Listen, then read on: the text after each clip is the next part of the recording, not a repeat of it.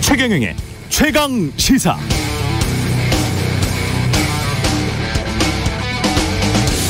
네, 제가 지금 읽어드리는 내용은 4월 15일 제가 오프닝을 했던 내용인데요. 잘 한번 들어보십시오.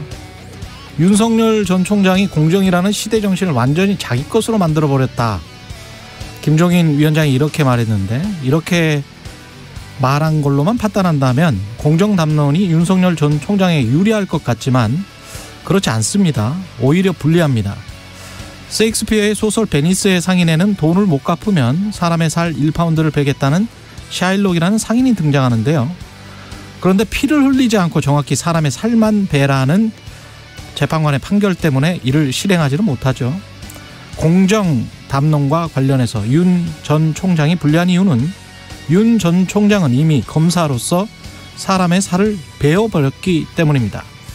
이미 남의 죄를 재단했던 전력이 있는 상황에서 윤 전 총장의 장모, 부인의 각종 의혹이 다시 세상의 주목을 받게 된다면, 그리고 이른바 조국 사태처럼 정확히 그때 그만큼 했듯이 그만한 양의 살을 베어야 공정한 것 아니냐는 민심의 요구가 거세진다면 이걸 과연 어떻게 감당할 수 있을까? 정치는 민심 또는 시대의 향배에 따라 변화하는 공정과 자유라는 사뭇 상반된 가치들의 최적의 균형점을 찾아가는 과정인데요. 그런데 윤 전 총장은 이미 공정의 화신으로 각인됐습니다. 이러면 불리합니다.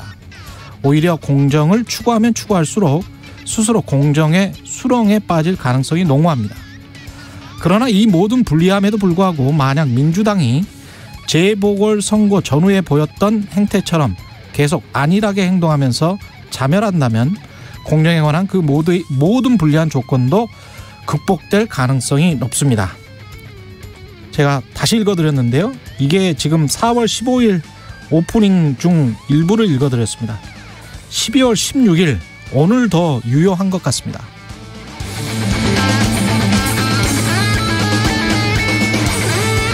네, 안녕하십니까. 12월 16일 세상에 이익이 되는 방송 최경련의 최강시사 출발합니다. 저는 KBS 최경련 기자고요. 최경련의 최강시사 유튜브에 검색하시면 실시간 방송 보실 수 있습니다. 문자 참여는 짧은 문자 50원, 긴 문자 100원이 드는 샵9730, 무료인 콩 어플 또는 유튜브에 의견 보내주시기 바랍니다. 오늘 1부에서는 연합정치를 주장하고 있는 김성식 전 의원 만나보고요. 2부에서는 김포로의 정치학 국민의힘 김재원 최고위원 만납니다.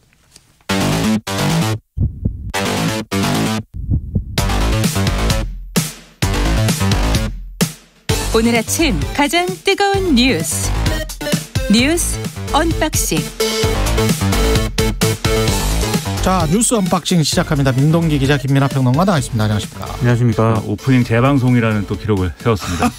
네. 저는 시대를 앞서가는 오프닝이다. 아니, 4월 달에 제가 예견을 분명히 했고 그게 그대로 재현되는 양상에 다시 한번 들춰봤습니다. 다소 이제 예. 자아도취적인 데가 있습니다. 자아도취적인 데가 있죠. 아, 쑥스럽군요. 죄송합니다. 겸손해야 되는. 원래 스타는 그런 게 있어야 돼요. 네. 겸손해야 되는데 죄송합니다. 예. 일상 회복이 이제 스톱이 됐습니다. 예. 정부가 이제 고강도 사회적 거리두기 시행을 어제 공식화했습니다. 오늘 오전에 브리핑을 가질 예정인데요. 연말까지 2주간 적용할 거리두기 강화안하고요. 소상공인 자영업자 손실보상 방안을 발표할 예정입니다. 지금 언론 보도를 보니까 사적 모임은 현행 수도권은 6명, 비수도권은 8명으로 되어 있거든요. 4명으로 제한하는 방안이 유력하다 이렇게 보도를 하고 있고요. 그리고 식당, 카페 등 다중이용시설 영업시간은 오후 9시까지로 제한하는 방안이 유력하다 이런 내용들이 많습니다. 다만 업종별로는 영업시간에 차등을 둘 방침이라고 하고요. 다만 그 사적 모임 인원 제한과 관련해서는 아직 정부가 최종 방침을 못 정한 것으로 보이는데 수도권은 4명, 비수도권은 6명으로 할지 아니면 전국적으로 4명 이하로 할지를 두고 막판 고심 중이라고 합니다. 이르면 이번 주말부터 시행하고요. 2주 정도 시행한 후에 유행 상황에 따라서 연장 여부를 결정할 방침인데 또 정부가 당정협의회에서 영업시간 제한뿐만 아니라 인원 제한도 보장할 수 있도록 손실보상법 시행령을 개정하겠다 이런 방침도 밝혔습니다. 그러니까 이게 아무래도 지금 상황이 이제 뭐 심각하다 이건 뭐 누구나 알고 있는 사실이고 그래서 원래는 이제 내일 발표할 이제 예정이었는데 오늘로 앞당긴 거거든요. 그래서 최대한 그래도 어쨌든 방향을 결정했으면 결정은 빨라야 된다고 생각하고요. 그리고 이제 아무래도 자영업자 단체나 이런 데서는 지금 크게 반발을 하고 있습니다. 그래서 광화문에서 지금 뭐 대형 집회를 할 것이다. 22일 날 뭐 할 것이다. 뭐 이런 얘기 나오고 있는데 근데 이제 이게 아무래도 뭐 여러모로 자영업자들에 대한 고통이나 이런 것들을 다시 이제 좀 안겨줄 수밖에 없는 문제가 있어서 지금 말씀하신 대로 당자금이나 이런 걸 통해 가지고 더 많이 보상해 줄 수 있는 방안을 찾는 게 중요한 것 같고 이걸 넘어서 가지고 정치권의 합의나 이런 것도 필요할 것 같고요. 그리고 오늘 이제 신문을 보는데 보수 언론 같은 경우에는 정치 방역을 하다가 실패한 거다 이렇게 평가를 하고 있어요. 그런데 저는 정부가 당연히 이제 실기한 거에 대해서 그리고 제대로 준비를 하지 않은 상황에서 일상적 단계 회복에 들어섰다라는 거에 대해서는 이제 뭐 평가할 수 있고 비판할 수 있다고 보는데 그게 정치 방역을 했기 때문이냐 여긴 저는 의문을 제기해야 된다고 봅니다. 왜냐하면 돌이켜보시면 지난 여름 가을 쭉 지나는 과정에서 이 정치권은 물론이고 뭐 언론도 다들 이런 이 사회적 거리두기를 계속해서는 심하다. 그렇죠. 예. 유지 불가능하다. 옥죄기식 방역 때문에 자영업자들 고통이 너무 심하다. 이거 하지 말고 단계적 일상회복 하자라고 다 입을 모아서 얘기했거든요. 예. 그때 그렇게 주장했던 신문들입니다. 저는 이게 신문이 무슨 뭐 이렇게 방역을 책임져야 된다고 생각하지는 않지만 적어도 이게 그러면 그게 정치 방역에 의한 거냐. 그 정치 방역이라고 한다면 그 정치 방역의 이익을 다 담당한 거잖아요. 그러면 언론도. 저는 그렇게 접근해서는 이 문제를 제대로 볼 수가 없는 것이기 때문에 예. 좀 제대로 비판할 것은 비판하고 또 대안을 같이 만들고 이런 게 필요하다고 봅니다. 오늘 일부 신문 보도를 보면은 예. 불과 한 서너 달 전에 자신들이 보도했던 내용을 정면으로 부인하고 있는 내용들이 많습니다. 우리 언론이 가장 심한 게 특히 이런 부분이 이제 경제 정책에서 나타나는데요. 제발 그 원인과 결과를 바로 직선적으로 연결시키지 않았으면 좋겠어요. 최소한 5가지 이상의 요인이 있고 딜레마적 상황이 늘 있습니다. 그리고 구조 환경이 있고 거기에 이제 플레이어 정부랄지 정치인이랄지 특히 또 언론도 지금 그렇죠. 어떤 영향을 미치거든요. 심리적으로 봤을 때. 이런 것들을 전반적으로 좀 생각해서 외국 언론들처럼 여러 가지의 요인들을 함께 이야기를 하면서 정부 비판을 하지 말라는 게 아니고요. 정부를 비판을 제대로 해야 된다는 거예요. 그렇습니다. 그래야 아프다는 겁니다. 근데 계속 이렇게 언론이 한쪽 언론은 계속 정치적으로만 보여버리면 그러면 정부가 아파하지를 않아요. 예, 그런 측면에서 좀 자기들의 기준도 선진국 언론과 같은 그런 정도의 수준은 돼야 된다. 그러려면 여러 가지 요인들이 좀 나타나야 된다. 모든 현상에는 모든 사회 경제 현상이 특히 이것도 과학까지 다 결합돼서 지금 백신에 관한 뭐랄까요 불신까지 있지 않습니까? 그렇습니다. 근데 한편에서는 또 백신에 대한 불신을 또 부추기는 또 세력들도 있단 말이죠. 온갖 얘기가 다 나오고 있어요. 백신에 예. 대한 가짜 뉴스를 여기서 다 소개해 드릴 수는 없는 거지만 오히려 그렇죠. 그게 이제 가짜 뉴스를 퍼뜨리는 결과가 될 거기 때문에 예. 온갖 얘기가 다 나오는데 이것도 사실 이 방역 당국과 정부가 이러한 이제 백신에 대한 어떤 불안감이나 이런 걸 해소하기 위해서 여러 가지 정책을 또 써야 되고 노력을 해야 되는 건 사실이지만 그러한 것들을 또 언론이나 또는 이제 뭐 일부 이제 세력들이 그렇게 재생산하고 뭐 이런 것에 대해서는 또 강력하게 비판을 해야 되는 거거든요. 그 모든 것을 그냥 또 다 어떤 정부가 잘못해갖고 생긴 일이다라고만 하는 것은 또 일면적인 것만 보는 것이기 때문에 왜 그렇게 됐는가를 이 진실한 어떤 영역에서 짚는 게 저는 필요하다고 생각합니다. 제가 한 가지만 예를 들어드릴게요. 백신의 부작용이 분명히 100만 명에 서너 명 정도로 나타나죠. 그렇죠? 근데 백신을 안 맞고 10대 20대가 가령 걸렸어요. 네. 코로나에 걸렸는데 그 이후에 미각이 상실돼서 지금 브레인 포그라는 어떤 현상이 나타나는 것에 관해 의사들도 굉장히 걱정을 하고 있거든요. 근데 관련된 보도 혹시 들어보셨어요? 후유증에 관한 네. 관련된 보도를 혹시 들어보셨어요? 거의 없어요. 한국에서는. 없죠. 네. 부작용에 관해서만 이야기를 하고 있거든요. 외신에서 정보를 그럼요. 네. 아니 지금 논문들에서도 계속 지금 나오고 있고 제가 의사 그 분들이 많기 때문에 주변에서 계속 듣고 있는데 관련해서 그러면은 이것이 주는 편익과 손해, 이것이 주는 또 백신이 주는 부작용과 어떤 이익 이런 것들을 좀 균형적으로 보도가 나와야 될 텐데 전혀 과학적이지도 않고 공정하지도 않습니다. 이거는 뭐 하자는 건지 모르겠습니다. 예. 이렇게 한쪽 방향으로 몰아버리면 그러면 사회가 그 다음 정부에서도 정말 어떤 정부가 들어서든 간에 이런 식으로는 안 했으면 좋겠어요. 그렇죠. 예. 뭔가 우리가 좀 앞으로 나아가고 잘 되고 안정되고 잘 살려고 하는 거잖아요. 언론 활동도. 그렇습니다. 예. 김건희 씨 관련된 허위 경력 의혹 논란 그리고 윤석열 후보는 화를 냈다가 나중에는 시의적절하다. 김건희 씨 발언에 관해서 이렇게 어제 이야기를 김건희 했네요. 씨 인터뷰가 두 군데서 나왔습니다.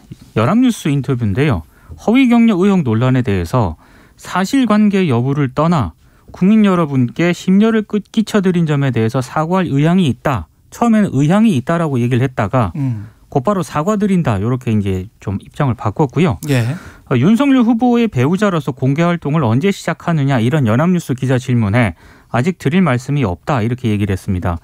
김의겸 열린민주당 의원이 어제 김건희 씨와 관련해서 YTN이 인터뷰를 하지 않았습니까? 그 YTN 기자에게 이렇게 이제 뭐 공격적인 질문을 좀 했겠죠. 근데 그 과정에서 당신도 기자도 털면 안 나올 줄 아느냐 뭐 이런 얘기를 했다라고 하고요. 예. 이거를 굉장히 지금 YTN에서도 보도를 할지 말지 신중하게 검토를 하고 있다. 이런 얘기를 김의겸 의원의 주장을 그렇게 한 거죠. 예. YTN이 이거 관련해서는 그 녹취록이 분명히 있을 텐데. 녹취 파일을 가지고 있습니다. 예. 예. 예. 그래도 또 YTN은 김의겸 의원의 이런 말에 대해서는 또 아니라고 하고 있어요, 일단은. 근데 이제 뭐 사실 그렇죠. 여부를 확인해 봐야 되겠지만 네. 그래도 이 부분과 관련돼서는 김의겸 의원이 언론인 출신인데 네. 이게 뭐 사실 언론의 입장도 곤란한 거 아닙니까? 보도하지 않은 내용이나 이런 것들을 이제 특정 정당의 의원이 이렇게 좀 공개하는 이런 모양새는 좀 그렇죠. 그래서 그렇죠. 그런 것에 대한 나름의 가이드라인이나 이런 것들을 지킬 필요가 있다고 생각이 되고요. 예. 그리고 이게 김건희 씨가 이렇게 어쨌든 사과라는 것을 했지만 정확하게 뭐에 대해서 어떤 입장을 가지고 사과를 하는 건지는 불분명하거든요. 예. 왜냐하면 사실관계 이런 걸 다 떠나가지고 사과를 한다 이렇게 얘기를 하고 있기 때문에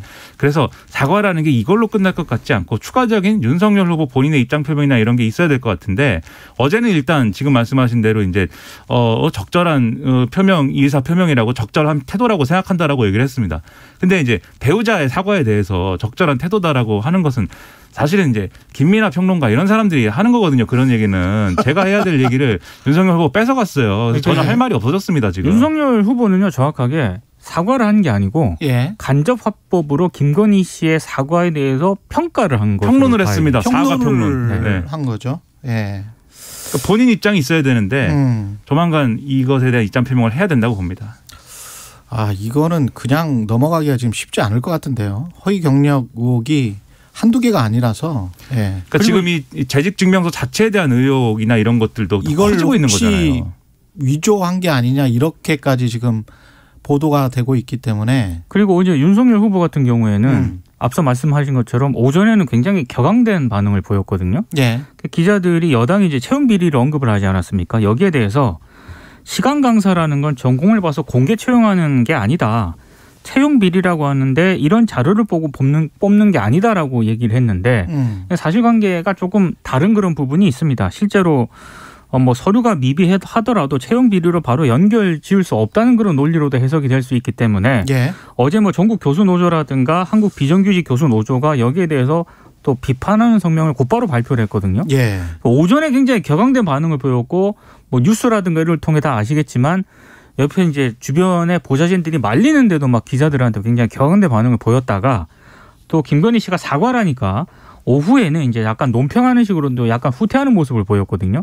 이런 자세를 보고도 조금 윤석열 후보도 좀 갈팡질팡하는 게 아니냐 이런 또 비판도 나오고 있습니다. 지금 말씀하신 그 오전의 그 태도는 잘못한 게 없다는 태도죠. 다들 뭐 이렇게 시간 강사든지 겸임 교수든지 이런 식으로 허위 경력을 제출해 가지고 마치 이렇게 해온 것처럼 그렇게 얘기를 한 건데 그건 사실이 아니고요. 공개 채용이 아니라고 해서 허위 이력이나 뭐 이런 거를 제출해도 되는 게 아닌 거죠. 그건 오히려 이제 지금까지 이제 그런 식으로 시간 강사라든가 겸임 교수를 해온 분들에 대한 모욕인 것이고 그리고 이게 또 아까 말씀드리다 말한 게 이제 재직증명서와 관련된 실제적인 의혹이 커지고 있습니다. 이 재직증명서와 관련돼서 이 단체의 이 협회의 회장을 지냈다는 사람들도 모른다라고 하는 거고 심지어 이 재직증명서를 발급해 준 걸로 도장이 찍혀 있는 인물도 예. 이거는 모른다고 하는 거잖아요. 그럼 이게 어디서 왔냐라는 의문이 지금 커지고 있는 거거든요. 예. 그런 상황인데 예. 계속 이렇게 어떤 어떤 뭐 다들 이렇게 뭐 하는데 왜 나만 문제 삼느냐는 듯한 그러한 태도를 보이면서 여기에 대해서 얘기를 하는 것은 굉장히 적절치가 않고 오히려 이 문제가 될 만한 그런 발언이었습니다. 오전 발언이. 만약 김건희 씨 사과가 없었으면은 예. 이거 오늘 엄청난 얘기가 됐을 거예요. 아마 이건 말도 안 되는 얘기를 한 겁니다. 윤석열 후보가. 예. 그리고 우리가 신정아 씨 사건 기억하지만 동국대 교수 그 취업할 때 네. 그런 사건이었잖아요. 그 어떤 후보자의 공직자의 부인도 아니었거든요. 네. 그 사건 자체만으로도 한동안 예, 언론계를 뭐 몇 개월 동안 장식을 했습니다. 한동안이고 굉장히 오랫동안 장식을 했습니다. 그 해에 네. 예. 그런저런 뉴스의 중요성에 관해서 생각을 해봤으면 좋을 것 같고요. 윤석열 후보는 지금 타임오프랄지 노동이사제 도입에는 찬성을 했군요. 네. 어제 이제 그 한국노총을 오전에 방문을 했습니다. 예. 거기서 이제 흔히 말하는 교원 공무원 노조에 타임오프 도입하고요. 공공기관 노동이사제 도입에 찬성한다는 입장을 밝혔거든요. 예. 이게 노동이사제 같은 경우에는 재계가 강력하게 반대를 하고 있는 사안입니다. 노동자 추천 인사가 이사회에 참여하는 그런 제도이기 때문에 일단 뭐 입장 자체는 굉장히 그동안 윤석열 후보가 너무 이 반노동적인 어떤 그런 입장을 계속 견지하는 거 아니냐라는 비판이 제기가 됐었는데 어제 한국노총을 방문해서는 여러 가지 좀 전환적인 어떤 그런 입장을 내놓았거든요. 근데 그럼에도 불구하고 조금 이게 완전히 해소되진 않은 것 같아요. 일단 윤석열 후보하고 김병민 대변인은 노동이사제에 대해서 뭐 당하고 같이 찬성하는 입장이다라고 얘기는 했는데 오늘 국회 환노위 법안심사 소위가 열리거든요. 예. 여기에 이제 당장 이렇게 되면 논의에 막 속도가 붙어야 되는데 그럴 것 같지는 않습니다. 왜냐하면 국민의힘 원내대표실 쪽에서 노동이사 제도 등은 경영계 반발도 있기 때문에 당장 하기는 무리이고 원내 의견을 좀 모아봐야 한다 이렇게 얘기를 했거든요. 그러니까 후보가 개인적으로 입장을 밝힌 거지 당 차원에서 뭐 정리가 된 사안은 아니다라는 건 취지의 발언을 했기 때문에 당장 추진되거나 그럴 것 같지는 않습니다. 그러니까 이게 노동이사제하고 타임오프제라는 게 이게 한두 해 된 문제가 아니고요. 이런 의제가 제기가 된 게 문재인 정부의 노동이사제 같은 경우에는 문재인 대통령의 공약 사항 중에 하나이기도 했거든요. 근데 지금까지 어쨌든 진척이 없었던 것은 보수 세력과 그다음에 재계의 반대가 있었기 때문이잖아요. 그러면 예.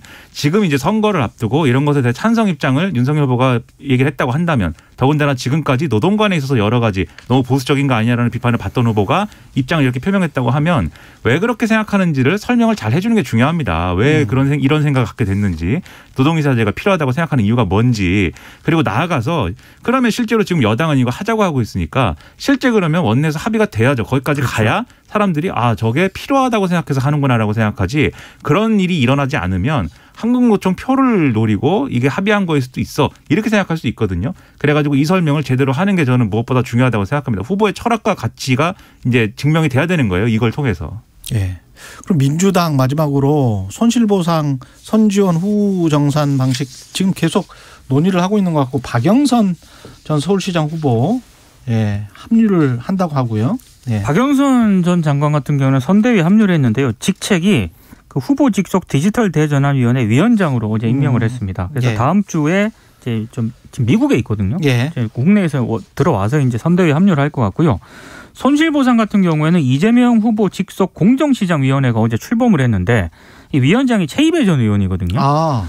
최이배 의원이 어제 뭐라고 얘기를 했냐면은 일단 매출 감소를 입증한 뒤에야 보상금을 지급받는 형식으로 지금 손실보상 제도가 운영이 되고 있지 않습니까? 그렇죠. 이걸 사전 지원 및 사후정산으로 전환하겠다. 이걸 이제 제안을 한 겁니다.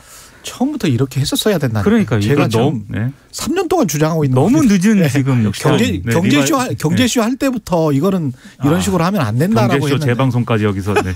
근데 이게 결국은 100조 원 얘기를 민주당이 예. 지금 점령해버리는 수순으로 가는 거예요. 그러면 그렇죠. 여기에 대해서 이 처음에 100조 원 얘기를 꺼낸 이 김종인 위원장이나 국민의힘도 입장 표명할 필요가 있고요. 지금 100조 원 얘기만 있고 실질적으로는 다 후퇴하고 있고 내용을 지금 민주당이 만드는 듯한 분위기로 가고 있거든요. 예. 물론 재원 문제는 남아 있습니다. 일단은 본 예산에 편성된 거를 쓰고 필요하면 추경을 편성하는 방향으로 논의를 해보자라는 건데 그러면 추경 편성이나 이런 데도 국민의힘이 좀 적극적으로 나와야죠. 그러면. 예. 뉴스 언박싱 민동기 기자 김민하 평론가였습니다. 고맙습니다. 고맙습니다. KBS 1라디오 최경영의 최강시사 듣고 계신 지금 시각은 7시 39분입니다. 네, 날씨 정보입니다. 현재 중부지방에 짙은 안개 낀 곳이 많습니다.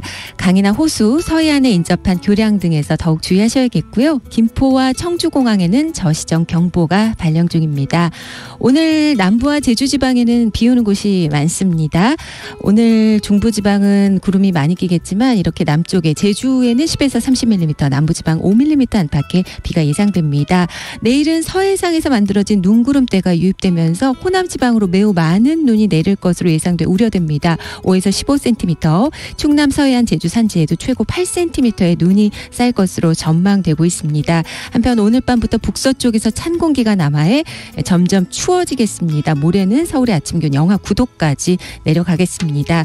오늘 낮에 포근하겠습니다. 서울 10도, 광주 12도의 낮 기온 보이는 등 8도에서 13도 분포 되겠습니다. 지금 서울의 기온은 3.7도입니다. 날씨 정보였고요. 다음은 이 시각 교통 상황 알아보겠습니다. KBS 교통정보센터의 정현정 씨입니다. 네, 목요일 출근길입니다. 사고 나지 않도록 앞차와의 안전거리는 꼭 유지하셔야겠는데요.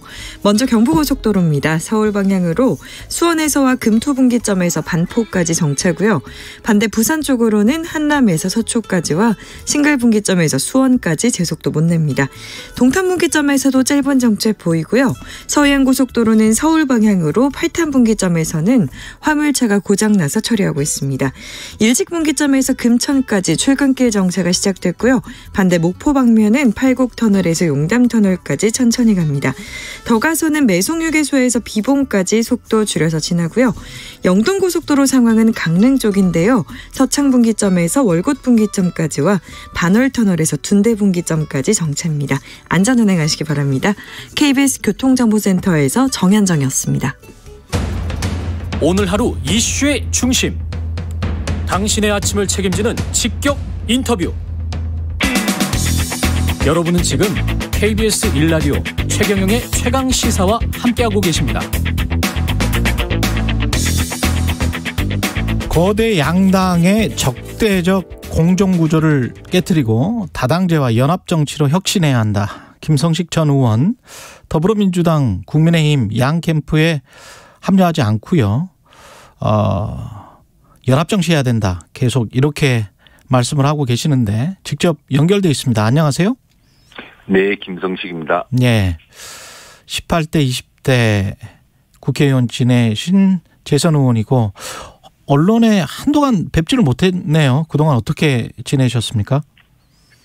네, 그동안 정치개혁도 제대로 이루지 못하고 그래서 네. 젊은 미래 세대에게 길을 좀 열어주기 위해서 제 지역구 관악구에서 불출마 선언도 해서 했고요. 네. 그다음에 대선 정책을 좀 가다듬어서 싸우는 대선뿐만 아니라 이 정책 공론이 이루어지는 대선을 만들기 위해서 대선 정책 아젠다도 한 1년 정도 준비해서 만들었습니다. 보람이 있었습니다. 아, 예. 그래서 그거를 대선 정책 아젠다를 만들어서 각 후보 진영에 이렇게 주시는 겁니까? 네, 이미 다 배부되었고요. 예. 다운로드를 많이 받아가셨고요. 예. 특히 전자책으로도 발행을 했고 사회공헌 차원으로 금액을 0원으로 매겼거든요. 일반인들도 그러면 가서 볼 수 있나요? 네, 그렇습니다. 아젠다 K2022 이렇게 구매하시면 금액이 0원이기 때문에 0원이군요. 예. 돈을 안 들이고 보실 수 있습니다. 네. 공익적인 차원에서 그냥 다 공개를 하셨군요. 아젠다 네, K2022입니다. 예. 거기에서 총론 부분 저의 손이 많이 묻어 있기 때문에 봐주시면 문제의식을 또 전달할 수 있을 것 같습니다. 지금 한국 정치가 뭐가 문제고 어떻게 해야 된다라고 생각을 하세요? 근데 이제 악순환의 도돌이표 아니겠습니까? 예. 대통령이라는 권력을 놓고 처절하게 싸우고 이긴 쪽은 환호하고 국정은 매번 실패 내지 실망으로 돌아가고 이 도돌이표 악순환을 해소하지 못한 채 또다시 극심한 진영 대립 속에서 정책과 인물은 사라지고 이런 그 극한적인 또 재앙적 대통령의 그 권한을 잡기 위한 전쟁판이 벌어져 있으니까요. 예. 대한민국의 미래와 우리 국민의 삶이 다 걱정이 되는 거죠. 근데 지금 국민들께서도 누가 더 좋은가를 따지는 선거가 아니라 누가 더 싫은가라는 선거가 되었다고 참 걱정들 많이 하시지 않습니까? 그렇습니다. 근데 그 양 거대 정당이 뭐 의석수로 따지면 170석에 100석에 이러니까 300석 중에서 270석 정도를 가져가 있는 거잖아요. 네. 이런 어떤 정치 현실에서 어떻게 연합 정치가 가능할까요? 네, 전 뭐 방금 앵커께서 말씀하셨듯이 예. 지금 거대 두 정당으로는 도저히 담을 수 없는 이 좀 중도적이거나 상식을 가진 국민들이 많이 계시고요. 예. 특히 조직화되지 않고 힘이 없는 가령 비정규직이라든가 청년이라든가 여성이라든가 이런 분들은 정치적으로 지금 목소리를 못 내고 있거든요. 그렇죠. 그래서 예. 단순히 두 당의 목소리로만은 국정을 민주적으로 잘 운영해 나갈 수도 없고 문제를 해결할 수도 없습니다. 굵은 문제들을. 예. 따라서 이제 유럽이나 이런 데서는 이제 그 정당들 간에 서로 연합을 해서 정책에 주고받기를 하고 열린 내각도 만들어서 국민에게 약속을 하고 예. 그다음에 그 일할 사람도 분명히 드러내게 하고 그렇게 해서 4년 동안 그 지킨 약속의 틀에서 정책을 안정적으로 집행해 가거든요. 예. 이제 우리나라도 이제 땜질 처방 이런 거 해가지고 국민의 삶이 개선되지 않는다는 것은 너무나 불보듯이 뻔해졌고 유권자들이 잘 알죠. 제도 개선을 해야 되니까요. 예. 그러면 연정을 해야 됩니다. 연정을 해야 된다. 그러면 그러니까 오히려 극단적인 대립의 끝에서 예. 각국도 연정을 시작하거든요. 우리도 그럴 수 있다고 생각합니다. 예, 너무 이렇게 대립해봐야 되는 일은 하나도 없으니까. 네네. 그걸 교훈으로 삼아서. 근데 이제 그러면 대통령 지금 후보들이 제시한 정책 중에서 혹시 연정을 해서 뭐 같이 공통으로 끌고 갈 수 있는 정책들이 있습니까? 그동안에는 열혈 지지자들만 좀 쳐다보는 그런 캠페인을 했기 때문에 예. 별 정책이라는 게 눈에 띄는 건 없었고요. 예. 앞으로 그 후보나 캠프들이 그 국민을 위한 정책을 많이 내야 될 것 같고요. 예. 그런데 부동산 정책만 하더라도 지금 대다수 국민들은 정권이 바뀌나 안 바뀌나 그것만 쳐다보고 있을 정도로 부동산 시장이 그렇죠. 정권에 따라서 정책이 너무 크게 스윙을 하면 그게 시장에서 정책이 먹히지 않지 않습니까? 그렇습니다. 연정이 필요하고요. 그런 의미에서 각 후보들은 자신들이 집권을 하게 되면 다른 정당들과 혹은 민간의 훌륭한 정책 전문가들과 더불어서 어떻게 정책을 주고받기를 해서 타협을 이루어내고 정책을 추진할 것인가. 국정 운영 방식의 새로운 틀부터 제시를 해야 됩니다. 그런데 이런 제시는 아무도 하고 있지 않습니다. 예, 캠페인은 잘하고 있는 것 같습니까? SNS를 통해서 대선 캠페인이 뭐 성숙해져야 되는데 마치 지나간 재방송 보는 듯하다 이렇게 비판을 하셨는데요. 거의 네거티브도 있을 수 있지만 거의 막장 드라마 수준 아니겠습니까? 저는 이런 대선으로 예. 과연 그 국민의 미래가 열릴지 5년 후가 더 걱정이 됩니다. 예. 제가 두 캠프로부터 다 영입 제안을 받았지만 영입 방식보다도 연정을 고민해라라고 말을 하면서 제가 그 영입 제안을 받아들이지 않았거든요. 예. 그 주요 이유 중에 하나는 제가 그동안 거대 양당의 정치판을 깨트리겠다. 그것을 위해서 정치개혁을 하겠다. 하지만 어렵더라 하더라도 두 당으로 다시 돌아가는 일은 없다. 이런 식의 그 국민적인 약속을 했기 때문에 그래도 저는 그 약속을 지키고 말을 지키는 정치인으로 남고 싶어서 예. 그 영입 제안에는 참여하지 안 했지만 예. 더 중요한 것은 그 세과식이나 보유주기 방식에 영입해봐야 서로 맞불이나 놓고 소용없잖아요. 그렇죠. 정말 국민의 삶을 위한 정책을 놓고 주고받기를 하면서 또 가다듬고 타협하면서 서로 힘을 모아서 연합 정치를 한번 좀 해야 됩니다.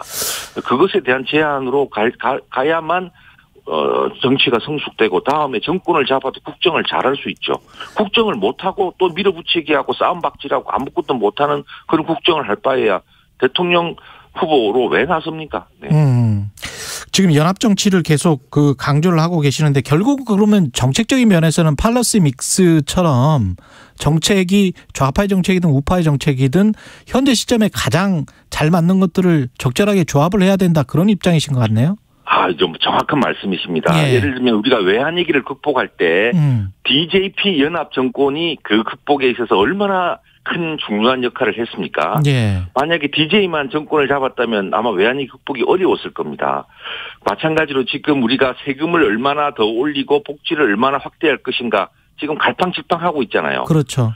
정규직 비정규직 문제 지금 서로 이 노동시장 이중구조 문제를 해결하지 못한 가운데 청년 일자리가 거의 절벽에 부딪혀 있습니다. 에너지 전환 문제도 그렇고요. 그다음에 미중이 얼마나 싸웁니까? 미국하고 중국이. 이 사이에서 우리가 새우등 안 터지고 잘 해나가기 위해서는 뭔가 큰 정치 세력들 간에 굵은 문제에 대한 합의가 필요한 시점이고 그걸 바탕으로 한 제도 개선과 좀 국민 통합형 정치가 필요하지 않겠습니까? 저는 이런 과제가 한 정권 한 정당이 해결할 수 없는, 즉 땜질 처방으로 해결할 수 없는 고난이도의 정책이기 때문에 지금이라도 발상을 바꿔서 유력 후보일수록 혼자 독식하고 한 40% 지지받아서 100% 승자 독식하는 그런 방식으로 맨날 그 정쟁의 정치를 하지 말고 만천하에 이제 또 여러 정당과 협의하면서 국민들에게 이 안정적인 국정을 또 아주 유능한 국정을 펼쳐갈 수 있는 그런 구상을 하기를 희망합니다. 예. 그 과거에 관한 어떤 평가, 역사적 평가 관련해서 이제 대선 선거 때마다 이런 것들이 계속 나오긴 하는데 전두환 정부에 관한 평가, 이재명, 윤석열 후보 다 어떤 경제적인 성과에 관해서는 평가를 했어요. 네. 예, 두 후보의 발언에 관해서는 어떻게 생각하십니까? 뭐 세상기를 그렇게 딱 떼어내면 그러면 다시금 총 들고 구테타 하고 나오면 뭐 그거는 봐줄 수 있다는 뜻으로 되면 안 되잖아요. 그러니까 뭘 잘라서 이렇게 그 역사를 평가하려고 하면 스스로 함정에 빠지게 됩니다. 역사 평가는 그 함부로 할 일은 아니고요. 지금은 우리 대한민국이 어떻게 하면 미래로 나아갈지, 그리고 양 후보 입장에서는 두 당이 담지 못하고 있는 이런 많은 합리적인 국민들, 또 목소리를 못 내는 정말 어려운 근로자들을 위해서 어떻게 힘센 기득권을 양보시켜내면서 정말 삶의 숨통을 틀 것인지, 뭐 이런 고민을 해도 모자랄 판에 뭐 감당 못할 얘기들은 좀 그만하는 게 좋지 않겠습니까? 예. 그리고 이제 한때 안철수의 남자로 불리셨습니다. 안철수 후보 제3당을 만들어서 다당제를 깨보려고 했죠. 다당제를 이루어 보려고 했죠. 거대 양당 구조를 깨보려고 했습니다. 네. 지금 뭐 안철수 후보가 내놓는 메시지나 대통령 후보로서의 경쟁력에 관해서는 어떻게 평가를 하시는지도 궁금하고요. 뭐 이제까지 제가 거의 코멘트를 안 해왔는데요. 뭐 간혹 동네 분들은 이미 국힘당하고 통합한 거 아니냐라는 이런 그 인식을 갖고 있어요. 그동안 제3의 길, 거대 양당 체제를 깨트리기 위한 노력을 일관되게 해왔더라면 더 좋았을지 않았을까 하는 뭐 개인적인 생각을 갖고 있습니다만 또 본인도 본인대로 고민이 많겠죠. 이재명, 윤석열 두 사람 다 아니다입니까? 아니면 이재명, 윤석열의 좋은 정책들이 있으면 뭐 합치는 그런 모습이 한국을 바꿀 수 있다는 겁니까? 네, 지금 저는 이 청와대 비서들이 국정을 좌지우지하는 제왕적 대통령제로는 아까도 말씀드린 복지라든가 조세라든가 에너지 전환이라든가 일자리 문제를 못 푼다고 저는 확신을 하고 있습니다. 권력구조의 개편. 그래서 그러니까 뭐 개헌까지 안 가더라도요. 이미 DJP 연합의 사례가 있고 고 노무현 대통령께서 선거제도 개혁이라는 큰 문제를 해결한다면 국무총리를 국회에 추천하면 그대로 받겠다라고 말씀하신 적이 있거든요. 저는 정치인들이 결심만 한다면, 후보들이 결심만 한다면 지금 제도로도 올한 그 40% 지지였고 100% 승자 독식하면서 밀어붙여서 자기도 성공하지 못하고 국민들에게는 어려움만 안기는 그런 것을 반복할 필요가 없잖아요. 알겠습니다. 그런 차원에서 제가 계속 드리는 얘기고요. 결심만 하시면 됩니다. 국정 운영 방식이 제일 중요합니다. 박근혜 정부와 문재인 정부보다 우리는 어떻게 다르게 국정 운영을 하겠다라는 것을 국민들 앞에 보여줘야 됩니다. 국정 운영에 관한 하는 김성식 정부 다 전 의원이었습니다. 고맙습니다. 네, 감사합니다. 안녕하십니까. 행정안전부 장관 전해철입니다. 2022년 자치분권 2.0 시대가 열립니다. 32년 만에 전부 개정된 지방자치법을 바탕으로 주민이 중심이 되는 생활자치가 펼쳐집니다. 주민이 정책 결정에 참여하고 조례도 직접 제안합니다. 중앙과 지방이 함께 중요한 정책을 논의하는 중앙지방협력회의가 출범하고 지방자치단체 간 초강력 협력이 활성화됩니다. 연대와 협력의 지방자치를 바탕으로 중앙과 지방이 상생하는 활력 넘치는 대한민국을 만들겠습니다. 2022년 1월 1일부터 플랫폼 노무 제공자도 고용보험 혜택을 받게 됩니다. 이제 퀵서비스와 대리운전기사, 배달라이더 모두 안심이네요. 아참, 신고 방법이 다른 특수형태 근로종사자와 조금 다르다면서요? 네, 플랫폼을 통해 일하시는 분들은 플랫폼 사업자가 직접 신고하고 고용보험료 원천공제와 납부대행까지 한다고 합니다. 일하는 사람 모두를 위한 특수형태 근로종사자 고용보험 확대. 플랫폼 노무 제공자도 구직급여, 출산 전후 급여로 든든하게 보장받으세요. 관련 문의는 1588-0075. 이 캠페인은 근로복지공단과 고용노동부가 함께합니다. 여러분, 혹시 눈치채셨나요? 우리 생활 속 다양한 포장재들이 변신을 시작했다는 사실.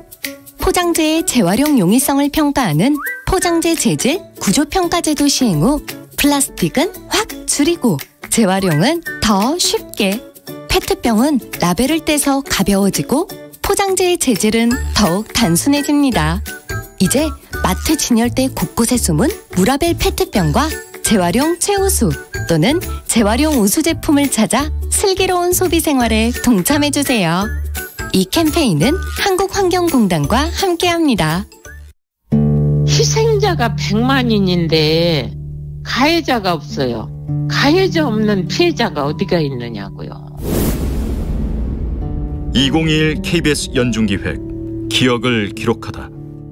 세상에서 가장 김동 콜령골 단일 사건으로는 대전 사건이 제일 큰 사건이에요. 아직 밝혀진 분은 한 분도 안 계세요. 그러니까 저희는 거기 계신 유해는 단 한 조각이라도 너네 아버지 우리 아버지 할 것 없이 여기서 나오신 분은 다 우리 아버지, 유족 전체가 다 우리 아버지로 모시고 있어요. 지금 저런 독일 같은 데는 그 오랜 세월이 지났어도 지금 다 가해자 사과 받고 그러잖아요. 처벌이 있고. 그런데 우리나라는 이게 뭐냐고요.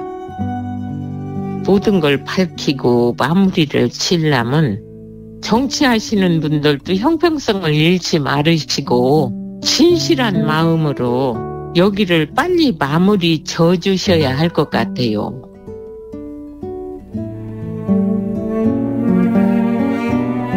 대전 산내사건 희생자 유족회 전미경 씨는 기억합니다. 한국전쟁 발발 직후인 1950년 6월 말부터 7월까지 대전 형무소의 재수자와 민간인 7,000명 이상이 골령굴에서 학살된 것으로 추정됩니다. 이념을 이유로 국가 공권력에 의해 자행된 이 사건은 지금까지도 진실 규명과 유해 발굴이 완전히 이루어지지 않았습니다. 책임지지 않는 비극은 결코 끝나지 않습니다. 진실은 세월 속으로 사라지지 않습니다. 당신과 대한민국의 기억, KBS가 기록합니다.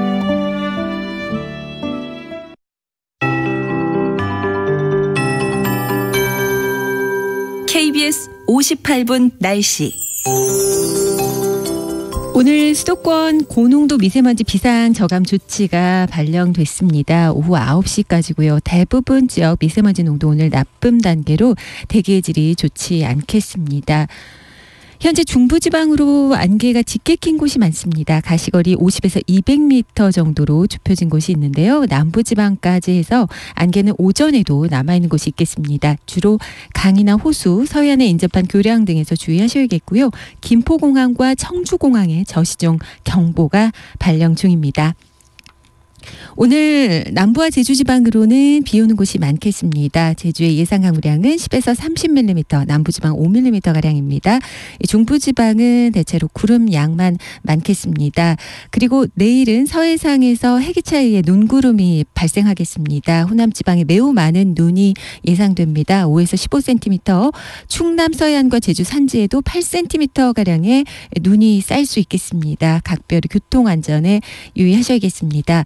오늘 낮에는 포근하겠습니다. 예년 기온은 웃돌겠는데요. 서울 10도, 대전, 광주 12도 등 8도에서 13도 분포입니다. 그러나 오늘 밤부터 북서쪽에서 찬 공기가 남아해 내일부터는 추워지고 바람도 강해지겠습니다.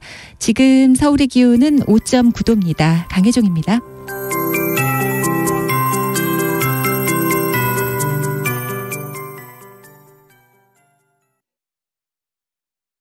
정성을 다하는 국민의 방송 KBS가 8시를 알려드립니다. AM 711kHz, FM 97.3MHz, KBS 1라디오입니다. HLKA.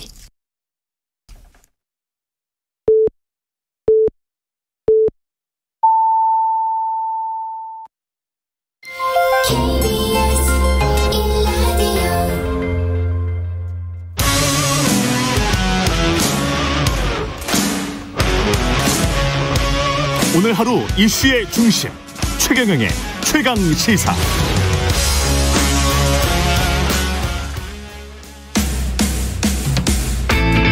여의도 정치구단 김재원이 말한다. 김프로의 정치학. 예, 여의도 최고의 전략가 정치구단 국민의힘 김재원 최고위원과 여의도 정치 구석구석을 들여다보겠습니다. 월간 김프로의 정치학 김재원 국민의힘 최고위원 나오셨습니다. 안녕하십니까? 안녕하세요. 월간에 매 이렇게 나오시는데 나올 때마다 다 그러니까 이게 흐름이 있잖아요, 정치가. 네. 어떨 때는 좀 국민의힘이 유리한 어떤 이슈들이 많이 터질 때가 있고. 근데 뭐 유리한 이슈는 기억이 나지 않고요. 아, 불리한 이슈들이 터질 때고 있고 그런데 네. 제 프로에 나올 때마다 불리한 이슈들이 그래서 왜 그래요? 힘들어서. 아니 유리한 이슈가 터질 때도 많죠. 예, 많았었죠. 근데 이제 왔다 갔다 굴곡이 있는 것 같은데 꼭 김재원 최고위원 나오실 때는 불리한 이슈가 많아서 예, 김건희 씨의 허위 경력 의혹 그 보도 파장이 계속 이어지고 있는데요. 이게 상습적인 것 같기도 하던데요. 저는 뭐 상습적이라고 생각하지 않고 좀 부주의한 것 아닌가. 부주의했다? 네. 그리고 이제 표현이 예. 돋보이고 싶어서 좀 그렇게 했다. 이렇게 한 걸로 봐서 좀 부주의하게 뭐 그 조금 적은 것 아닌가 생각이 들고요. 사실관계와 전혀 다른 것은 저는 뭐 발견하지 못했고 다만 좀 부풀려지거나 조금 좋은 보기 좋은 방향으로 쓴 것이 몇 개 있지 않았는가 그런 생각입니다. 또 뭐 너무 그 크게 예. 왜곡해서 정치 공세를 하는 것은 저는 잘못되었다고 생각합니다. 그렇죠. 그거는 잘못됐죠. 근데 이게 지금 사실관계를 따져봐도 게임산업협회가 생기기 전부터 재직했다. 그래서 재직증명서를 발급받았다. 재직증명서도 지금 다 공개가 됐지 않습니까? 네. 그러면 이게 완전히 사실관계가 다른 거 아니에요?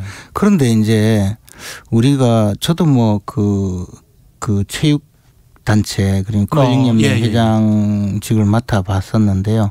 이런 협회의 초기 단계에는 뭐 법인격이라든가 또는 당국의 인가를 받지 못하고 활동하는 기간이 좀 있게 되거든요. 그리고 난 다음에 이제 정식으로 출범을 하고 그러면 그 관련 사업자들의 뭐 그 모금을 받는다든지 해서 협회로 정식으로 활동하는데 이 게임산업협회도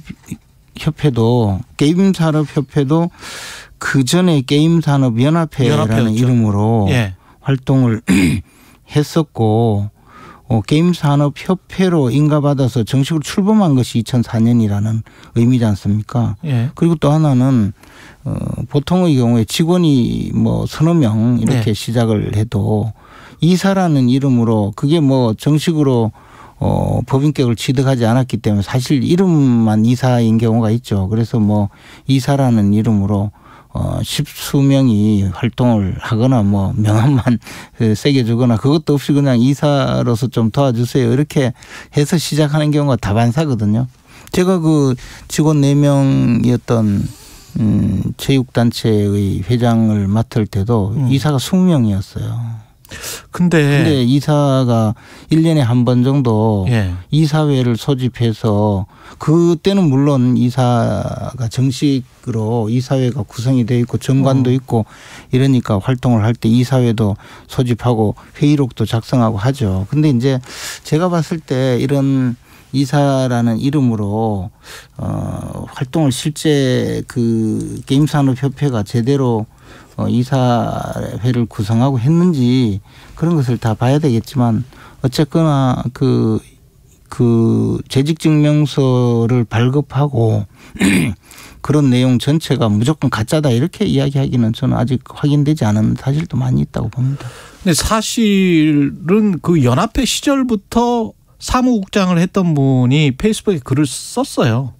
근데 이제 그분도 그때 당시 사무국장은 아니었죠. 연합회 시절부터 사무국장과 정책실장을 두루 거쳐서 했었고 그분 글이 기억나는 게 연합회 시절에는 회장 개인 소유의 건물이었고 그 다음에는 저쪽에 그러니까 다른 사무실들과 같이 있는 대형 빌딩에 계속 있었기 때문에 그렇기 때문에 그 사무실에서 본 적은 없다. 그래서 제가 이 이야기를 여기 뭐 날짜하고 모든 것이 다 사실관계에 맞다고 말씀드리는 것이 아니고 발급하는 사람의 착오일 수도 있고 발급한 사람의 착오일 수 있다? 그럴 수도 있죠. 그리고 아니 본인이 요구를 하는 거 아닙니까? 경력증명서는? 본인이 요구해도 그 발급하는 사람이 이제 재직기간이라든가 사실관계를 확인해서 맞으면 발급하는 것 아니겠습니까? 요구야. 저 재직증명서 하나 떼주세요. 뭐 또는 경력증명서 떼주세요. 이렇게 하는데 뭐 이 저 문서 자체가 보면 그때 당시에 직인도 없었던 것 같아요. 그죠? 그러니까 회장 개인 도장을 찍고 이렇게 했지 않습니까? 그 회장 개인 도장과 밑에 보면은 국장, 사무국장 도장이 근데 둘 다 이게 반반씩 찍혀가지고 그것도 좀 직인이 직인이 아니에요. 그러니까 예를 들어 이상한 도장 형태로 그거보다도 찍혔어요. 이게 게임산업협회라고 하면 재직증명서라고 하면 직인을 찍어야 되잖아요. 근데 직인이 없던 시절이라잖아요. 그러니까 우리가 이제 그 굉장한 어떤 단체를 생각하면 그럴 수 있는데 그 또 하나는 지금 이분이 그 김건희 씨가 게임산업협회의 재직증명서를 제출해야만 뭐 겸임교수로 임용이 되고 할 상황도 전혀 아니었단 말이에요. 그건 또 다른 주장이 있더라고요. 그러니까 아니 왜냐하면 현직자로서 재직증명서를 3년 이상 했어야 됐었다라고 주장하는 사람들도 있더라고요. 모르겠어요. 그거는 제가 확인을 못했는데요. 그래서 이 부분에 대해서 조금 더 사실관계가 그 확인이 되는 것이 좀 필요하고 무조건 하나만 이런 저 기간이 좀 잘못되었다 또는 다른 주장을 전부 다 하면서 위조되었다라고 주장하는 것은 저는 좀 너무 나갔다. 더군다나 이게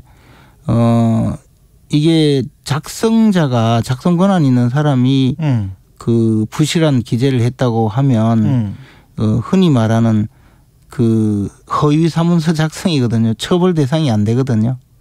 그러니까 작성 권한 없는 사람이 마음대로 뭐 다른 사람 도장을 찍고 이런 내용을 썼다면 그것은 사문서 위조가 되겠지만 이것은 아예 법적으로 그 처벌 대상이 아니란 말이에요. 그리고 처벌 대상이 물론 되는 행위라 하더라도 공소시효가 완성되어서 그 형사 소추의 대상은 전혀 아니고 수사의 대상이 아니고. 근데 이제 법적으로만 너무 따지시면 아니 저는 법적으로 따지는 것이 아니고 그 정치 공세를 할 때 이게 범죄 행위다 수사하라 뭐 그렇게 이제 그건 뭐 여당이 그렇게 이야기를 하는 것이고 제가 그렇게 여쭤본 적은 없고요. 그러니까 지금 말씀하신 것은 아닌데 저는 이제 이런 내용을 두고 막 그 수사 대상이라 하고 범죄라 하고 막 그 저 주장하는 것은 너무 심한 정치 공세라는 의미죠. 근데 제가 약간 좀 상습적일 수 있다라고 말씀을 드린 게 수상 경력도 좀 과장된 게 지금 분명히 보이고요. 좀 과장된 것은 맞는 것 같습니다. 2004년 서울대학교 시간 강사 서류 제출할 때는 한림 성심대 근무를 한림대학교로 했고요. 또 이게 지금 완전히 다른 어감으로 들리고요. 그다음에 교생을 교사로 했고 수원여대 할 때는 영락여상 미술 강사를 영락여고로 했고 그다음에 영락여상 영락여고는 아마 그 같은 재단 아닌가요? 같은 재단이지만 네. 제가 말씀드린 건 이제 어감 차이입니다. 그리고 이제 서울대 경영전문대학원 경영학과 전공으로 했는데 그래서 이제 석사라고 했는데 사실은 이건 저도 이제 풀타임 MBA를 했기 때문에 네. 풀타임 MBA와 EMBA를 말하는 거거든요. 서울대학교도. 네. 저는 다른 곳에서 했습니다만은. 풀타임 MBA를 한 사람들 그러니까 그 정식으로 네. 거기에서 주간에 그 평일에 진짜 학생이었던 사람과 그 회사 임원이나 간부로 주말에 가끔 가가지고 그 EMBA를 한 사람은 달라요. 학위 자체가 다릅니다. 아시죠? 그리고 그거는 저는 이제 야간 행정대학원 그렇죠. 그 네트워크와 뭐 다른 어떤 다른 비즈니스 상의 이익을 위해서 또 가시는 분들도 있고 네. 경영대학원 석사 MBA는 그거는 학문적으로 정말 열심히 해야 되는 네. 거거든요.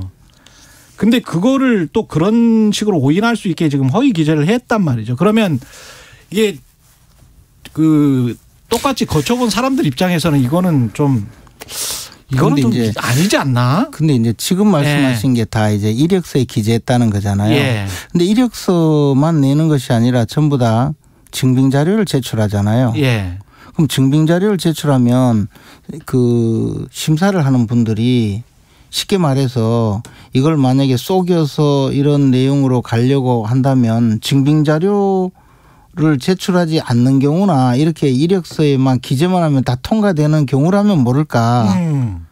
저는 이제 그게 더 우리가 고려를 해야 된다는 거죠. 그러니까 이 부주의하다고 말씀드린 거는 증빙 자료도 없이 이것만 내면 그걸로 통과가 되는 것이라면 지금 말씀하신 대로 부풀리고 막 그 좀 한 건데 증빙 자료가 다 있기 때문에 그렇게 적는 것과 하등 관계없이 실제로 증빙 자료를 통해서 심사를 하거든요. 예. 그럼 이건 부주의한 거죠. 근데 그때 만약에 증빙 자료하고 네. 이력서하고 이렇게 만약에 매칭이 안 됐다면 네. 그러면 누구의 잘못인 거죠? 그렇게 되면? 그러니까 이제 부주의하게 작성을 부주의하게 작성한 것뿐이다. 부주의하게 지금 작성했다고 보죠. 그래요? 네.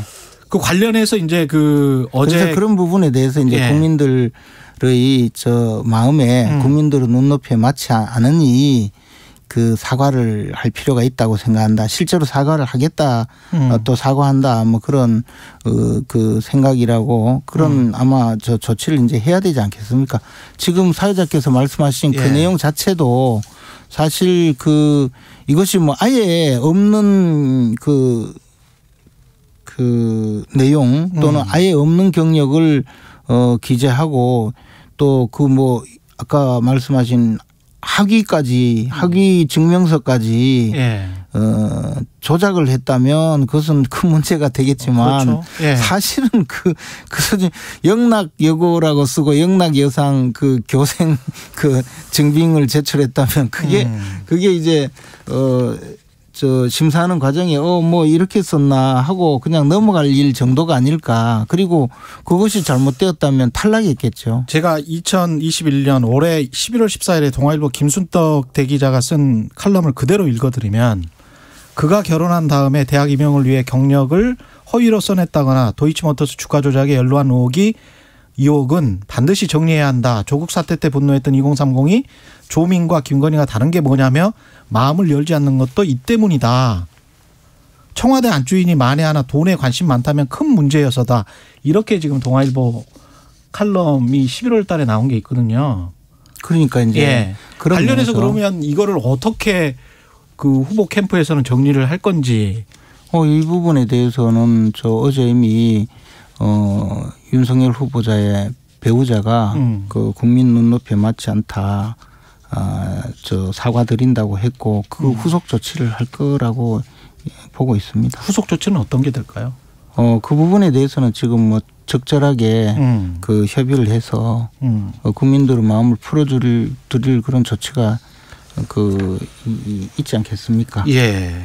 관련된 내용은 아닙니다만 오늘 또 조선일보 단독으로 역으로 또 이재명 후보의 장남 상습 불법 도박 의혹이 나왔습니다. 500만 원 땄다 글 남기기도 했다는 게 이제 헤드라인 제목인데요. 근데 이거는 지금 김건희 씨의 그 부주의한 이력서 기재와는 차원이 다른 현재 진행되고 있던 범죄 행위거든요. 이거는 범죄다. 이거는 범죄일 수밖에 없는 것이 상습 도박에 그 게시한 글만 200여 건인데요.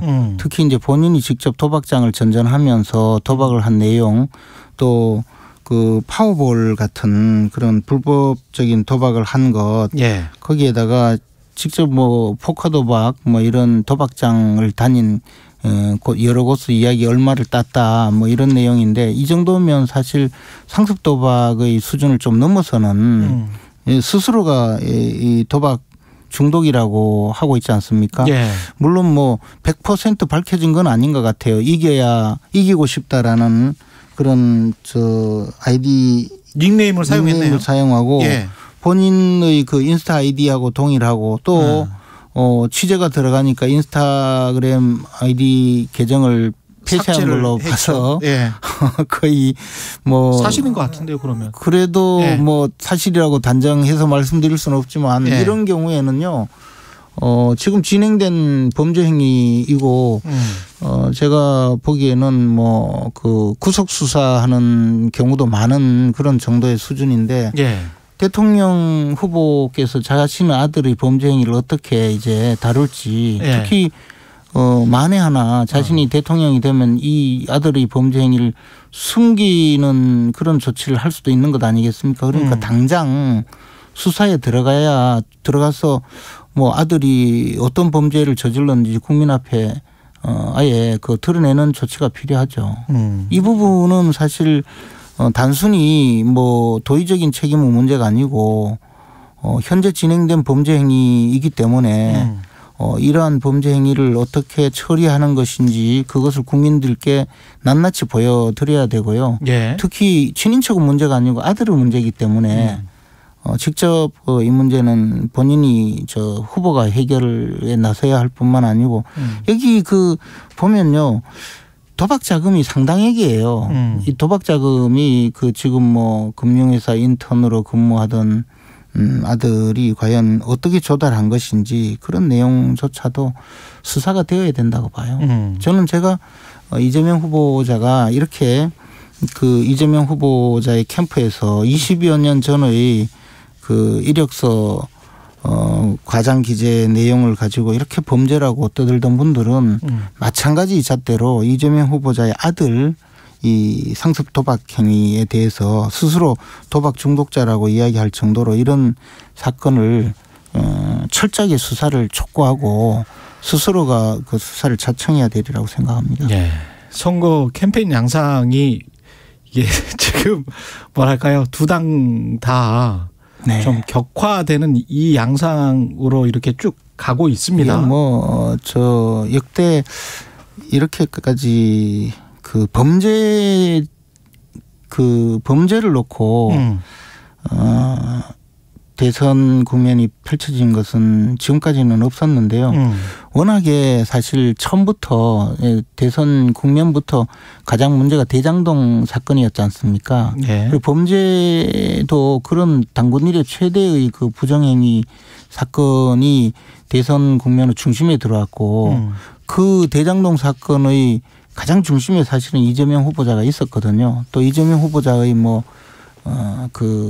상당히 많은 전과 문제 계속 이 범죄와 관련되었었고 지금 여기 포커 사이트의 글을 보면 지난 대선 때 해경군 김 씨처럼 또 이런 글을 올려서 문제가 되고 있거든요. 그런 것 자체가 결국은 이게 전부 범죄와 연루가 되고 그 범죄에 대해서 또 대선에서 이야기를 해야 되니까 사실 국가의 미래 비전이라든가 또는 지금 국민들이 고통을 받고 있는 코로나19 사태라든가 네. 이에 대한 어떤 비전이 나오기가 어려운 참 같이 선거에 참여하고 있는 저희들도 참 안타깝습니다. 그러나 어쩌겠습니까? 이재명 후보자의 장남 상습 불법 도박 혐의에 대해서는 이재명 후보자 스스로가 확실하게 국민들 앞에 전모를 드러내는 것이 맞다고 봅니다. 예, 김건희 씨에 대해서와고는 김건희 씨는 수사는 필요하지 않다. 수사 대상이 안 되죠. 수사 대상이 안 된다. 예. 예. 원래 이제 수사라는 것은 기소를 하기 위한 법적 절차인데 기소 대상이 되지 않는 수사를 하면 그것이 그 수사 행위가 범죄 행위예요. 알겠습니다. 지금 한 30초 정도 남았는데요. 윤석열 후보 관훈 토론회에 대한 평가는 어떤지 좀 궁금하네요. 그 본인 스스로 진솔하게 그 어려운 문제에 대해서 해명할 수 있는 좋은 기회였는데요. 그것이 또 김건희 씨의 그 보도로 좀 가려진 측면에서 조금 안타깝긴 합니다만은 윤석열 후보자는 참 그동안 모든 자신과 관련된 가족과 관련된 내용에 대해서 그 해명을 하는 기회였고요. 사실 관훈 토론에 다 불려가면 그 애먹는 것이잖아요. 역대 대선 주자들. 그나마 선방했다. 그나마 선방했다. 아주 잘했다고 생각했습니다. 말씀 감사하고요. 김프로의 정치학 국민의힘 김재원 최고위원이었습니다. 고맙습니다. 고맙습니다. 네. 공정, 공익, 그리고 균형. 한 발짝 더 들어간다. 세상에 이익이 되는 방송. 최경영의 최강시사.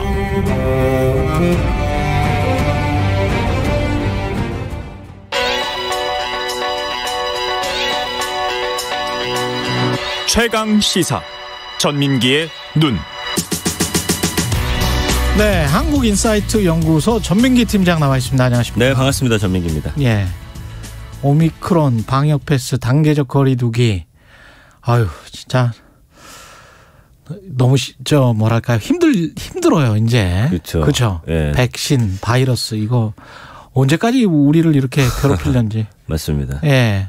오미크론 관심도 보니까 초반에는 정말 또 새 변이가 등장했다고 하니까 많이들 뜨거웠죠. 놀라셨는데 금방 또 사그라들면서 피로감을 굉장히 이제 호소하시는 모습이에요. 그래서 언급량이 18만 8천 건 11월 26일에 이제 빅데이터 상에서 처음 등장을 하거든요. 근데 이제 연관어들 쭉 보시면 그러니까 확진이 됐을 때 어떤 증상들 나타나는지 일단 궁금해하셨고 위험성은 어느 정도인지 뭐 그래서 후각이나 미각 이런 단어 나오면서 이제 남아공이라든지 그리고 이제 처음으로 확진됐던 그 목사 부부 이야기들 여전히 가장 큰 관심사로 남아있는 걸 보니 초창기에 좀 머물러 있다라고 보시면 될 것 같고요. 그 오미크론에 대한 반응이 25.4 대 70.6이에요. 근데 이게 이제 델타 변이하고는 좀 달라지거든요. 이따 좀 비교를 해보겠지만 연관어 감성어 보시면 피곤하다, 피로 이 단어가 가장 크게 그렇구나. 나타나요. 저만 이렇게 생각하는 게 아니군요. 네. 그래서 코로나 초창기 보면은 그 두려움과 공포의 감정이 여기 가득 차 있거든요. 근데 이제 공포나 뭐 무섭다, 위험하다 이런 단어는 굉장히 작아지고 아주 피곤하다라는 단어가 나오는 걸 보니까 이제 국민의 피로도가 어느 정도 쌓였는지 알 것 같고요. 그다음에 이제 그 유튜브 반응도 쭉 보면은 이런 것들이요. 가장 많이 보신 것들이 오미크론이 뭐 선물이 될 수도 있다. 왜 그랬냐? 그 당시에 이제 뭐 위중증 환자는 줄어들고 증상이 좀 약하다. 그래서 이게 이제 우세종이 됐을 때는 오히려 독감처럼 될 것이다. 이런 좀 기대감이 컸기 때문에 그런 시나리오도 있었죠. 맞습니다. 그 이후에는 뭐 전 세계 긴장감이 고조되고 있다. 뭐 이런 유튜브 내용들을 좀 많이 보고 계시거든요. 그러니까 초반에 관심이 쏠렸었어요. 그러면서 야 이게 또 희망 생기는 거 아니냐? 아니래. 길어질 수 있대. 야 결국 또 피곤하다. 이런 반응들입니다. 델타 변이와 관련했을 때는 어떤 반응이었습니까? 델타 변이와 비교해서? 이때 보시면요. 이때만 하더라도 코로나 그동안의 반응들과 비슷해요. 마스크라든지 방역, 뭐 효과, 예방, 전파력, 그다음에 접종. 그러니까 원래는 이제 코로나 바이러스 관련해서는 이런 것들이 일반적인 키워드라고 보셔야 돼요. 이때가 델타 변이가 언제였어요? 여름이었습니까? 이게 이제 6월에 최초로 등장을 하거든요. 근데 오미크론 두 번째 변이다 보니까 또 익숙해지고 관심도 떨어지고 이렇게 된 거고요. 그때 당시 보시잖아요. 그 감성어 자체가 보시면 감염되다, 무섭다가 있네. 뭐 강하다, 걱정이다, 공포, 경고하다, 어렵다, 심각하다 뭐 이런 단어들. 그러니까 지금 얼마나 차이가 있는지 보실 수 있고요. 그때 유튜브도 보시면은 델타 변이 감염되면 이 증상이 주로 나타난다. 즉각 검사 받아야 된다. 확진자 안 만나도 감염이 된다. 이런 약간 좀 공포스러운 그런 기사들이 많았거든요. 그렇죠. 예. 그러니까 변이도 계속 발생하면 발생할수록 우리는 익숙해지게 되고 거기에 대해서 두려움이나 공포심이 좀 사라진다라는 게 예. 결국엔 이게 마음의 문제인데 맞습니다. 그 우리가 일상생활에서 지켜지는 그런 것들을 좀 소홀할 수 있다라는 거거든요. 그러니까 사실은 오미크론이 델타 변이보다는 좀 약하다고 하더라도 우리의 마음은 좀 더 단단해지고 좀 거리 유지 같은 걸 철저히 해야 될 것 같습니다. 그렇죠. 네. 그러면서도 꼭 계속 걱정만 할 필요는 없을 것 같아요. 그러니까 걱정을 부추기는 사회 현실도 있고 네. 특히 우리 언론이 저는 좀 걱정인 게 네. 언론이 저는 걱정입니다. 왜냐하면 계속 저는 외신과 비교해서 보니까 네. 이렇게 걱정을 부추기는 언론이 있나 싶을 정도예요. 이런 식으로는 보도 안 하거든요. 네네. 부작용이 날 때마다 단발적으로 계속 인터넷에 뜨고 그게 굉장히 크게 보도가 되고 확진자 수가 지금도 무슨 전광판 돌아가듯이 돌아가잖아요. 네네. 도로 교통사고 사망자 돌아가듯이 그렇게 돌아가거든요. 이렇게 보도하는 나라 없어요. 네. 단언컨대.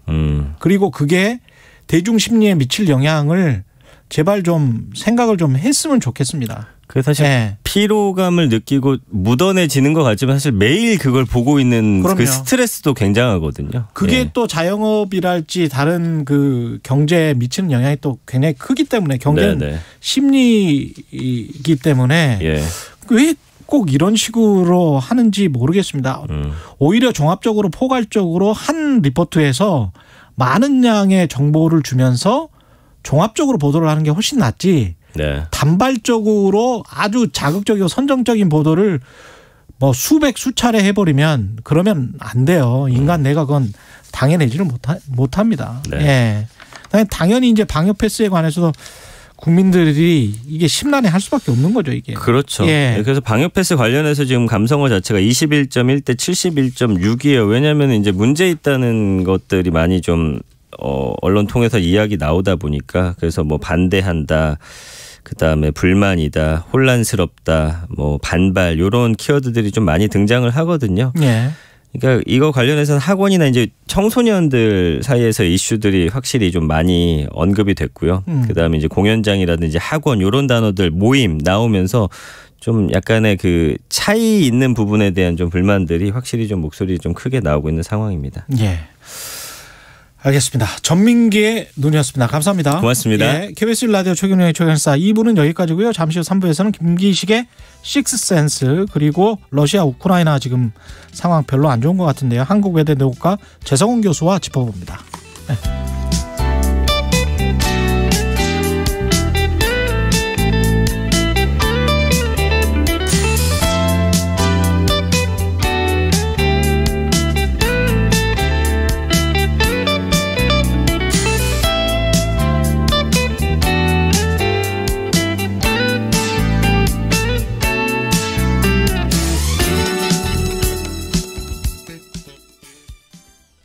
이준아, 이 커다란 배추를 누가 키웠을까요? 농부님? 농사를 지으며 우리 땅도 환경도 지키니까. 와, 사과가 열려있네. 너무 맛있어요. 우리의 먹거리를 안전하게 키우니까. 마을이 깨끗하네. 이준아, 우리도 여기서 살까? 네! 깨끗한 마을, 소중한 공동체를 이어가니까. 건강하게 지켜주셔서, 안전하게 키워주셔서, 소중한 걸 이어주셔서 고맙습니다. 공익직불제, 모두를 위한 농업 농촌을 지켜갑니다. 이 캠페인은 농림축산식품부와 농산물품질관리원이 함께합니다. 추운 겨울이 오면 안타깝게도 도로 살얼음 교통사고 소식이 자주 전해집니다. 도로 살얼음은 운전자 눈에 잘 보이지 않아 위험한데요. 특히 새벽이나 저녁 시간에 눈이 내린 도로 위, 터널 입출구, 그리고 고가도로 등에서 자주 발생하며 큰 사고로 이어지기 쉽습니다. 도로 살얼음 사고를 예방하기 위해서는 급제동, 급가속, 급차선 변경은 금물입니다. 또한 저속 운행과 앞차와의 충분한 차간거리 유지를 꼭 실천해주세요. 속도를 줄이면 사람이 보입니다. 이 캠페인은 국토교통부와 한국교통안전공단이 함께합니다. 잠시 후 8시 반부터 일부 지역국에서는 해당 지역 방송을 보내드립니다. 손이 시려워 발이 시려워 겨울바람 때문에 아무리 추워도 여러분의 자산은 꽁꽁 얼면 안 되기에 오늘도 홍사원의 경제쇼는 바른 정보만 준비하겠습니다. 오후 4시 5분 홍사원의 경제쇼 꼭 기억해 주세요.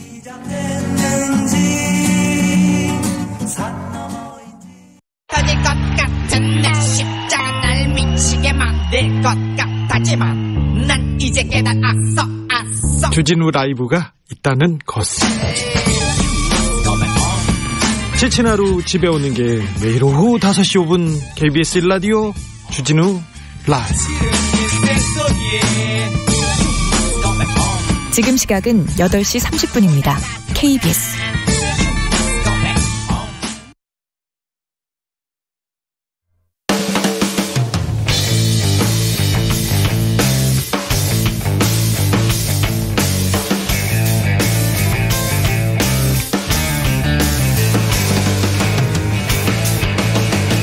최경영의 최강 시사.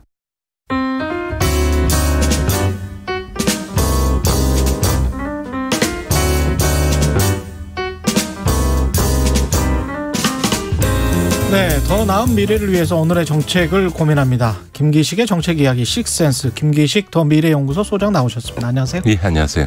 예, 후보들 지금 정책 내놨는데 뭐 정책이 뭐 딱 눈에 띄는 거는 없습니다. 지금 대선 3개월도 안 남았는데. 네. 예. 이게 이번 대선의 좀 특징이 예. 대선을 관통하는 시대 정신에 대한 화두가 양쪽 후보 어디로부터도 좀 안 나온다. 예를 들어서 이제 보통 이제 97년도에 김대중 대통령이 될 때는 평화적 정권 교체라고 하는 뭐 화두가 있었고요. 예. 또 그 노무현 대통령 될 때는 지역 균형 발전이라고 하는 그다음에 탈권위주의라고 하는 이런 이제 화두가 있었고 뭐 2012년도에 보편복지와 경제민주화라고 하는 시대적 화두가 있었고 뭐 지난 17년에는 탄핵의 여파로 인해서 이게 나라냐 이런 것 때문에 이제 나라 바라 세우기 같은 이런 이제 탄핵 국면에서의 이제 선거 시대 정신이 있었던 건데 지금 누구한테도 이번 대선 시대 정신은 뭡니까? 라고 물으면 이렇게 명확하지 않은 사실은 이제 그런 양상도 굉장히 드문. 그러니까 지금은 어떻게 보면 누가 더 못하나 이런 이제 소위 네거티브 공세 속에서 누가 흠집을이나 잘못을 덜하냐에 의해서 선거가 마치 결정될 것 같은 이런 양상으로 가고 있는 거죠. 그 전체적으로 후보 두 거대 양당 후보들 윤석열 후보, 이재명 후보 각각 뭐 특이점이 있습니까? 공약이? 윤석열 후보는 예, 공약을 평가할 수가 없는 게요. 예. 공약이 없어요. 제가 특별한 공약이 없다. 87년 이래로 지금이 예. 8번째 대선인데 그 8번의 대선 과정에서 대선을 지금 앞둔 이 시점에 이렇게 공약 없는 후보는 처음 봤습니다. 그러니까 이제 윤석열 후보는 지금 그 국민들께서 기억하시는 게 대체로 보면 정권 심판하겠다. 그다음에 탈원전 정책 잘못됐다. 그래서 다시 원전하겠다. 백조 있잖아요, 백조. 그다음에 그 부동산 관련해서 종부세 이거 세금 폭탄이니까 하겠다. 이런 게 이제 대부분인데 이거는 자기 공약이 아니라 문재인 정부에 대해서 반감을 갖고 있는 사람들이 어떻게 거기에 맞춰서 문재인 정부의 정책을 뒤집겠다라고 하는 것만 있는 거예요. 그러니까 문재인 정부의 탈원전 정책 바꾸겠습니다. 부동산 보유세 강화 정책 내가 바꾸겠습니다만 있는 거지. 그거 말고 문재인 정부가 한 거 바꾸겠다, 뒤집겠다라고 하는 거 말고 내가 뭘 하겠다라고 하는 거를 정치 선언한 지가 지금 6개월이 이제는 넘어가고 후보 선출되고 지금 한 달 반 좀 됐는데도 불구하고 내가 뭘 하겠다라고 하는 것과 관련해서는 하나도 국민들이 기억하는 게 없는 거의 지난 8번의 대선 7번의 대선 이번 8번째인데 동안 찾아보기 어려운 케이스죠. 그러니까 근데 이게 단순한 게 아니고 어쩌면 윤석열 캠프의 의도된 전략일 수 있는 거죠. 그러니까 후보가 준비되어 있지 않기 때문에 어설프게 공약 냈다가 후보가 그것을 소화해서 대체로 왜냐하면 대선 후보라는 건 매일같이 기자들의 질문 그렇죠. 공세에 직면하게 돼 있는데 예. 후보가 소화하지 못한 공약을 내놨다가 기자들이 질문했는데 답변을 못하게 되면 이게 이제 오히려 큰 문제가 되니까 거의 이번 대선은 굵직한 몇 개 공약만 후보가 소화할 수 있는 이것만 내놓고 나머지는 그냥 그 이쪽에 정권 심판 여론에 엎어서 그걸 없고 그냥 일단 정권만 교체하면 된다. 예. 그런 식으로 가고 김종인 위원장이 합류했으니까 오히려 정책적인 부분은 김종인 위원장이 이야기하는 이런 구도를 짜고 있는 거 아닌가. 그래서 아마 지금뿐만 아니라 앞으로도 윤석열 후보에게서 무슨 공약을 기대하기 어려운 거 아닌가 이런 정도의 생각이 들 정도로 정말 공약을 평가할 수 없을 만큼 공약이 없다 이렇게 봐야 됩니다. 윤석열 이재명 후보는 우클릭을 지금 많이 하고 있는데 네네. 어떻게 보세요? 이재명 후보의 공약은? 이재명 후보는 상대적으로 공약이 굉장히 많이 나오고 있습니다. 근데 다만 그게 소확행이라 그래서 이제 그 일종의 마이크로 타겟팅한 아주 소구력이 높은 공약을 그 타겟 계층이 되는 계층별로 쭉 지금 거의 한 30개 정도를 발표했고 오토바이 소음 규제 방안 뭐 이런 것도 있더라고요. 예. 그러니까 이제 그게 국가적으로 몰라도 그 피해자들이나 그거에 대해서 그 불만을 느꼈던 분들한테는 굉장히 와닿는 공약이긴 한데 다만 이런 이제 그런 이제 마이크로 타겟팅된 여러 가지 공약들을 많이 발표하고 또 여러 가지 공약을 많이 발표하는 건 좋은데 지금도 이좀 대선에 맞는 일종의 메가 이슈라 그럴까요? 메가 시대 정신을 관통하는. 네, 아직 그것까지는 지금 나온 것들이 좀 부족하지 않는가라는 것 같고요. 그래서 이제 보통 대선에 있어서의 정책과 공약은 공약집을 만들면 한 수백 개가 넘어서 이만큼 되는 그렇죠. 책자로 나오는데 그것 중에서 국민들이 기억하는 거는 10개도 안 됩니다. 그러니까 무슨 얘기냐 하면 대선의 시대 정신을 관통하는 의제가 될 수 있는 굵직한 공약이 결국 대선의 쟁점이 되고 그것이 국민들에게 각인돼서 후보를 선택하는 데 영향을 미치는 것이지 또 후보 시절에 돌아다니면서 지역마다 내놓는 공약이나 이런 수천 개의 공약이 영향을 미치는 건 아니다. 그런 점에서는 이재명 후보에게는 어쨌든 그런 이제 시대 정신을 관통하는 굵직한 메가 의제를 어떻게 만들어낼 거냐 이런 게 되게 중요한 거고요.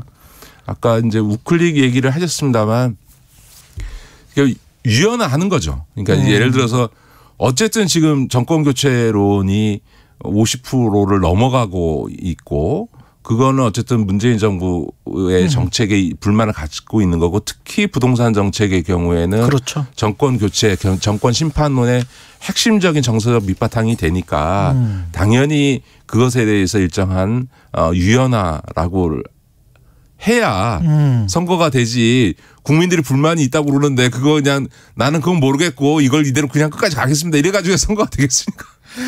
근데 부동산 세제 완화 관련해서 이제 당과 엇박자가 좀 있기는 있어요, 지금 분명히. 네네. 그래서 당에서 지난번에 이제 이상민 의원도 그런 이야기를 했는데, 당에 먼저 그 이야기를 하고 당에서 다 그 수용이 된 다음에 뭐 어떤 확정된 것을 이야기하는 게 낫지 후보가 그렇게 먼저 말해버리면 당연히 이제 엇박자가 날 수밖에 없다. 그러면 불협화음이 나면 오히려 후보 이미지에도 안 좋은 거 아니냐 뭐 이런 뜻이었거든요. 네, 이상민 의원 의견이 일리가 있죠. 그러니까 예를 들어서 이제 지금 부동산 그 다주택자 양도소득세 중과 규정을 유예하는 이런 안을 이제 후보가 검토하자 이렇게 의견을 꺼낸 건데 이게 이제 두 가지 측면에서 거론이 되죠. 하나는 정책적으로 이걸 반대하는 분들 저도 마찬가지입니다만 판단의 근거는 그렇게 해줘도 효과가 없을 거다. 왜냐하면 지금 그 이 다주택자들은 뭐 양도세 중과 유예 정도를 넘어서서 이대로 가면 대선 뒤에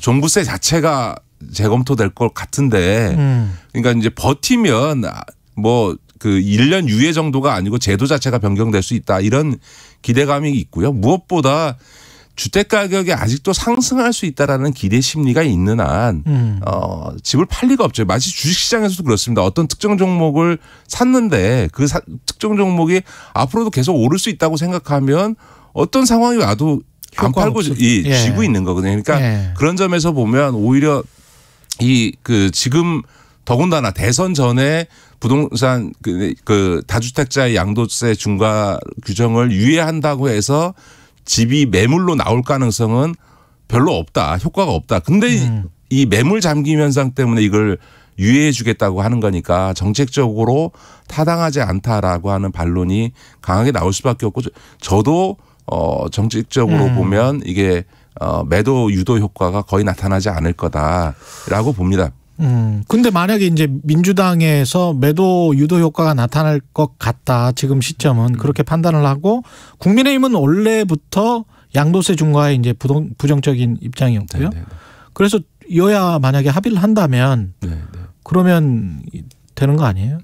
그런데 아마 이미 청와대에서 반대 입장을 표명을 했고요. 그러니까 아까 말씀드렸던 것은 이상민 의원님 얘기하신 것처럼 이렇게 부동산 정책의 기조가 흔들릴 수 있거나 혹은 지금 이제 겨우 안정기에 들어가고 있는 이런 시장 상황에서 잘못된 시그널이 될 수 있는 이런 것들에 대해서는 조금 내부에서 논의를 숙성해서 내부적으로 문제 제기해서 숙성시켜서 좀 당정청 간에 조율된 이런 어떤 기반 위에서 후보가 그 정책적인 어떤 유연성을 보여주는 이런 조금 정무적 메시지 자체의 의미는 있습니다. 왜냐하면 저도 지금 당장은 그 양도세 중과 유예에 반대하지만 부동산 시장이 완전히 그 안정기에 들어서서 하향 안정화될 때는 이제 집을 매도할 수도 있거든요. 그럴 경우에는 사실은 이런 이제 일시적으로 중과 유예를 해주면 그 부동산 매물이 쭉 빠져나오는 매물이 나오는 이제 매도 유도 효과가 확실히 나타나거든요. 그러니까 이런 중과 유예는 부동산이 안정 하향기에 들어갔을 때 써야만 효과가 있는 거지 지금처럼 아직도 상승 기대감이 있을 때는 해도 소용이 없는 거거든요.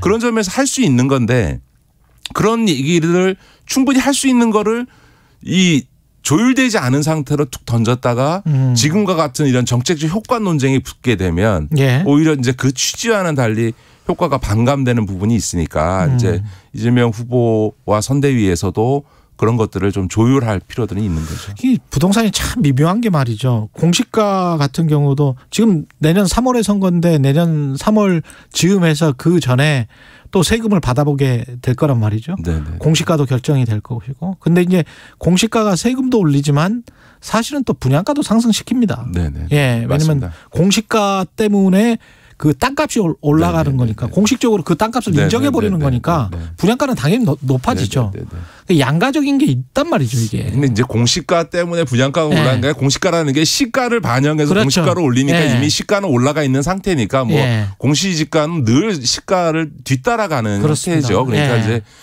그렇다고 해서 지금 인위적으로 공시지가 현실화를 지금 늦추는 거는 있을 수 없고요. 그렇죠. 왜냐하면 오히려 지금까지는 공시지가하고 시가 간의 괴리가 너무 커서 지금도 공시지가와 시가의 그러니까 공시지가라는 게 시가의 60% 70%밖에 안 되는 상황에서 오히려 그걸 빨리 일치시키는 것이 전체적으로 부동산 시장의 안정화나 조세 정의에 맞기 때문에 저는 그걸 속도 조절하는 것은 적절하지 않다고 봅니다. 그리고 이 100조 원 관련해서도 소상공인에게 뭐 선보상하고 선지원하자라고 이제 여당 이야기를 하고 있고 100조 원도 뭐 빨리 합의를 하자라고 이야기를 하고 있는데 국민의힘에서는 정부를 너희들이 먼저 설득을 해라. 네네네. 그렇게 이야기를 하고 있거든요. 그런데 지금까지 양상을 보면 국민의힘 말이 맞아요. 네네. 정부를 기획재정부를 설득을 못했지 않느냐. 네네. 여당 스스로가. 네네. 어떻게 보세요? 지금은 물론 이제 원래 대선 때가 되면 표를 얻기 위해서 네. 뭐 이른바 언론이 얘기하는 퍼주기라고 얘기하는 이제 다양한 이제 재정 수단을 동원한 이제 그 복지 공약들이 많이 나오는데 이번에는 코로나19 상황으로 인해서 조금 더 그 규모가 커진 거죠. 숫자가 옛날에는 뭐 한 5조 10조짜리 하던 게 지금 50조 100조짜리로 나오는 네. 거니까 더구나 코로나가 2년 가까이 2년 넘어 지속되고 이거 앞으로 더 지금 심각해질 수도 있으니까 정말 소상공인 자영업자들을 위해서는 과감한 대책이 필요한 건 사실이니까 그러다 보니까 이제 양상이 그런 거죠. 이제 그 이재명 후보가 재난지원금 20몇 조 얘기했더니 윤석열 후보가 아이 그게 뭐야 2배 묶어 더블해서 50조 얘기하고 윤석열 후보가 50조 얘기하니까 김종인 위원장이 아이 50조가 뭐야 그냥 묶고 더블 100조 해. 그러니까 이쪽에서는 100조 얘기 나오니까 그러면 알았다 좋다 100조라도 하자. 그럼 어떻게 할래 빨리 하자 이렇게 되는 저는 요런 양상 자체는 별로 그렇게 바람직하지는 않다고 생각하고 또 하나는 자영업에 대한 손실 보상은 확실히 해야 되는 건 맞고요. 그런데 저는 50조 100조가 들까에 대해서 실제로 손실보상 개념으로 가면 그렇게 안 들 겁니다. 왜냐하면 제가 누차 말씀드립니다만 잘 되는 지금 자영업 중에 7, 80%는 이미 코로나 이전보다 오히려 매출이 올라간 상태이기 때문에 우리 국민들께서 자부심을 가셔야 되는 것 중에 하나는 우리나라가요. 자영업자 소득 파악 시스템이 가장 잘 됐습니다. 왜냐하면 자영업의 음식점이나 무슨 가게에서 매출의 90%가 카드와 페이에 의해서 지불되고 있거든요. 카드 사용률이 72%고요. 예. 미국이나 일본 같은 나라의 몇 배를 카드로 사용합니다. 그러니까 현금을 안 쓰기 때문에 매출이 바로 잡히고요. 또 하나는 이 4대 사회보험이라든가 세금인 그 소득세나 종업원들의 소득세 처리, 근로소득세 처리나 혹은 이 자영업자 본인의 종합부동산 종합소득세 처리 때문에 실제로 소득 파악도 거의 완벽하게 지금 되고 있는 겁니다. 예. 그렇기 때문에 실제로 자영업자들이 매출 손실이 얼마큼 났고 대략 소득이 얼마큼 줄었을지에 대해서는 금방 파악이 되거든요. 그런 거를 상태에서 실제로 대부분의 자영업자들은 이미 거의 다 회복을 했기 때문에 문제는 뭐냐면 완전히 이 코로나 상황에서 직격탄을 맞아서 정말로 피해가 큰 사람들한테는 매번 많이 줘봐야 500만 원, 1000만 원 주니까 문제인 거거든요. 저는 그래서 이번에 지원을 한다면 뭐 넓게 주기 위해서 보편적으로 뭐 100만 원, 200만 원 이렇게 주지 말고 우리나라가 전 세계 자랑할 만한 이런 이제 소득 파악 행정 인프라를 갖고 있으니까 매출 파악을 할 수 있으니까 정확히 해서 정말 피해가 심각한 쪽은 그게 5천만 원이 됐든 1억이 됐든 확실히 지원해줘서 체감할 수 있게 정말 이게 손실을 보상받을 수 있게 하고 손실이 없는 쪽에는 뭐하러 줍니까? 그냥 평균적으로 줬다는 거 알리려고 거기다 50만 원, 100만 원 주지 말고 확실하게 손해본 분들한테는 금액의 제한 없이 심지어는 2억이든 3억이든 손실날 만큼 저는 아예 문 닫게 한 데들은 그렇게 해줘야 될 거 아니냐. 일본도 그렇게 하고 있어요. 네, 실제로. 네. 예, 1억, 2억씩 지원을 하고 있습니다. 예. 알겠습니다. 김기식의 식센스, 김기식 더 미래연구소 소장이었습니다. 고맙습니다. 네, 고맙습니다. KBS 1라디오 최경영의 최강시사 듣고 계신 지금 시각은 8시 46분입니다. 네, 목요일 출근길입니다. 사고 나지 않도록 앞차와의 안전거리는 충분하게 유지하셔야겠는데요. 먼저 경부고속도로입니다. 서울 방향으로 금호분기점에서는 사고가 나서 처리하고 있고요. 회덕분기점에서는 출근길 정체 이어지고 있습니다. 반대 부산 쪽으로는 한남에서 서초까지 4km 구간 천천히 가고요. 판교 하이패스 부근 1차로에서는 승용차 사고가 나서 처리하고 있습니다. 여파로 판교 분기점에서 판교 나들모까지 1km 구간 정차고요. 한편 판교 부근에서는 버스 고장난 차도 갓길로 옮겨서 처리하고 있습니다. 부근이 매우 혼잡하니까요. 주의하시고요. 신갈분기점에서 수원까지 정체 이어져 있습니다. 경인고속도로 서울 방향으로 부천에서 신월까지 6km 구간 정체입니다. 부천 부근에서도 역시 사고 차량이 있어서 처리 작업에 들어갔고요. 부천 부근 3차로에서는 승용차 고장난 차도 서 있습니다. 서해안고속도로는 목포 쪽으로 8탄 분기점에서는 화물차 고장난 차를 처리하고 있습니다. 안전 운행하시기 바랍니다. KBS 교통정보센터에서 정현정이었습니다.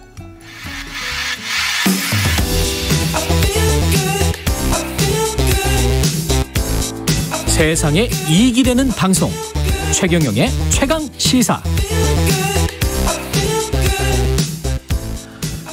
네, 러시아 우크라이나 지역의 분위기가 심상치 않습니다. 외신에선 구체적인 전쟁 시나리오까지 흘러나오고 있는데요.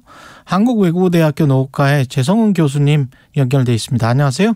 예, 안녕하세요. 예, 러시아 밑에 있죠, 저 우크라이나가. 예. 침공할 가능성이 있나요? 그냥 간단히 말씀드리면 러시아가 우크라이나를 침공할 가능성은 현재로서는 거의 없다고 생각합니다. 예, 러시아가 가장 강조하는 게 국제법 준수인데 주권 국가에 대한 침공을 정당화하기는 매우 힘들 겁니다. 다만 몇 가지 전제 조건이 충족되면 침공이라기보다 군사적 개입을 할 가능성도 배제할 수는 없을 것 같습니다. 예를 들어서 이제 현재 러시아 중앙 정부가 이 내전 상대방인 동부 지역에 대해서 무력 진압을 시도할 경우 이걸 크렘린 대변인은 도발이라고 표현을 했는데요. 예. 그럴 경우에 러시아가 자국민 보호를 명분으로 개입할 수도 있을 것 같습니다. 지금 그 동부 지역 주민들에게 러시아가 러시아 국적을 부여해 왔어요. 예. 자국민 보호의 명분이 충족될 수 있을 것 같습니다. 하지만 현재는 무력 시위의 성격이 강하다고 봅니다. 지금 현재 그러면 우크라이나 상황이 내전 상황인가요? 예, 그렇죠. 2013년 말에 야누코비치 대통령이 이제 전 대통령이죠. 친러 정책에 반대한 반정부 시위가 벌어졌고, 과도 정부가 들어서서 친서방 정책과 민족주의적인 정책을 수행했습니다. 그러니까 이에 반발한 크림반도, 친러 지역이죠. 예. 크림반도와 동부 지역이 이 과도 정부에 반대하는 시위를 벌였습니다. 네, 그래서 크림반도는 이미 다 아시다시피 2014년 3월에 주민투표를 통해서 러시아에 병합됐지만 동부 지역은 그해 4월에 독립을 선포하고 아직까지 내전을 벌이고 있는 상황입니다. 그렇군요. 그러면 동부 지역도 우크라이나의 한 곳이다. 그리고 그렇죠. 러시아 계열의 같은 민족이 살고 있습니까? 예, 러시아인이 많이 살고 있고 러시아인이 아니라 하더라도 러시아화된 이미 이제 그런 사람들이 다수가 거주하고 있습니다. 네. 그래서 러시아는 그게 일종의 이제 명분이 되겠군요. 러시아인을 네네. 보호해야 되기 때문에 우리는 거기에 이제 군대를 파병해야 된다. 이렇게 되는 거군요, 이게. 예, 게다가 러시아 국적을 아주 광범위하게 부여를 했습니다. 줬습니다, 국적을.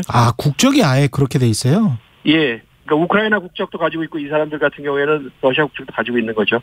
그러면 EU나 미국 등 서방 국가들은 명분이 뭔가요? 만약에 러시아가 우리 자국민 보호를 위해서 군대를 파견해야 되겠다, 파병해야 되겠다. 지금 내전 상황이니까.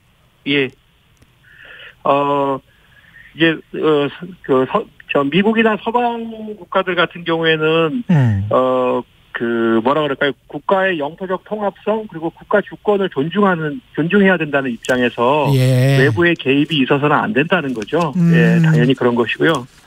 우크라이나 정부군의 이야기를 들어야 된다. 그게 한 주권이니까. 예. 예. 그런데 이제 또 이 내전 상황이 매우 격화되면서 민스크 협정이라고 그러니까 내전을 중지시키기 위한 협정이 체결됐습니다. 예. 이 협정에 따르면 이제 즉각적인 교전을 중지하고 동부 지역에 우크라이나 중앙정부가 특수 지위를 부여하는 것으로 되어 있습니다.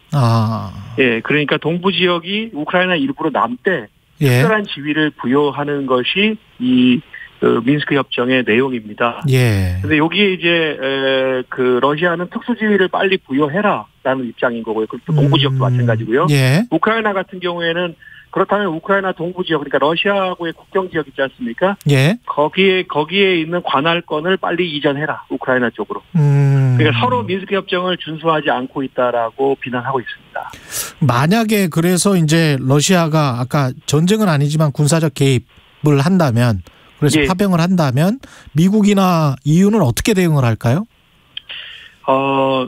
사실 이제 중대한 결단의 시점입니다. 러시아가 우크라이나에 군대를 파견하는 것도 매우 중대한 결단이 필요하고요.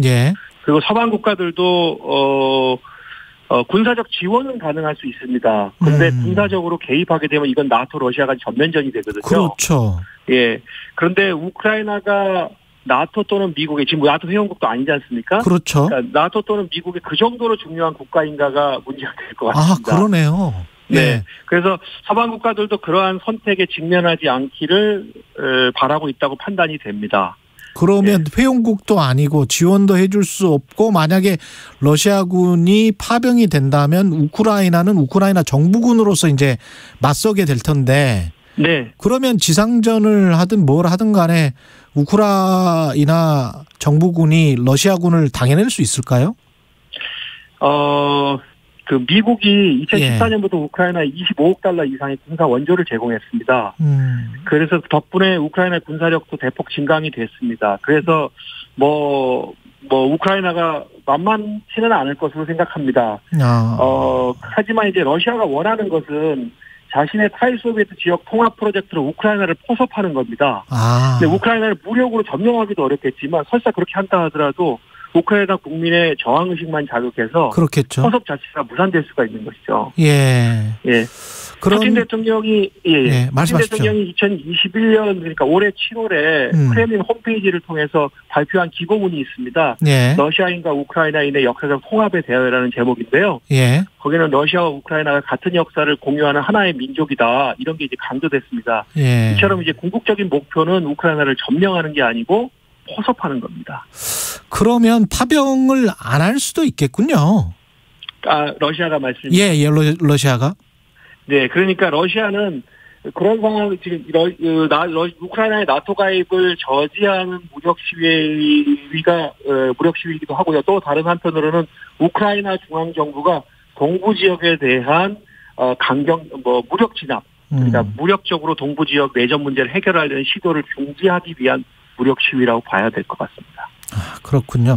경제적으로는 어떻습니까? 만약에 이제 이렇게 파병과 군사적 개입을 한 해 만에 이런 상황에서 미국이나 EU가 더 압박을 경제적으로 누가 더 주도권이 있는 겁니까? 경제적으로 봤을 때는 러시아 가스관 때문에.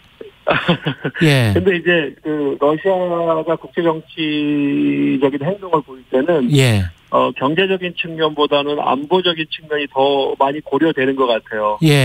러시아 사람들 전문가들 학자들 만나보면 우리는 제재가 없는 제재가 없었을 때가 없었다. 시절을 포함해서 그렇게 얘기하거든요. 실제로 서방이 할 수 있는 옵션은 우크라이나에 대한 군사적 지원 그리고 러시아에 대한 보다 강도 높은 경제 제재 이런 게 있을 것 같습니다. 말씀하신 대로 독일로 바로 연결되는 노드스트림 2 가스관을 폐쇄한다든지 금융 제재한다든지 이런 게 있는데 노드스트림 2 가스관은 이미 다른 이유로 좀 승인이 지연되고 있는 상황입니다. 근데 지금 유럽 천연가스 가격이 급등하고 있거든요. 겨울이 다가오고 있어서 금융 제재와 달리 가스관 폐쇄는 쉽지 않을 겁니다. 그리고 오히려 독일이 지금 힘들어지잖아요. 그렇게 되면. 그리고 유럽 내에서도 이견이 좀 있습니다. 제가 어제 뉴스를 좀 확인해 보니까 EU 차원에서 러시아의 침공에 대비한 제재 계획을 수립하자라는 이런 논의가 있었는데요. 프랑스, 독일, 스페인, 이탈리아 같은 주요국들이 여기를 반대했습니다. 러시아를 자극할 수 있다고. 그래서 협상을 해야 된다라고 이렇게 주장하고 있습니다. 알겠습니다. 지금 상황을 잘 말씀해 주셨습니다. 지금까지 한국외국어대학교 노과의 재성훈 교수님이었습니다. 고맙습니다. 네, 감사합니다. 12월 16일 목요일 KBS 1라디오 최경영의 최강시사였습니다. 고맙습니다.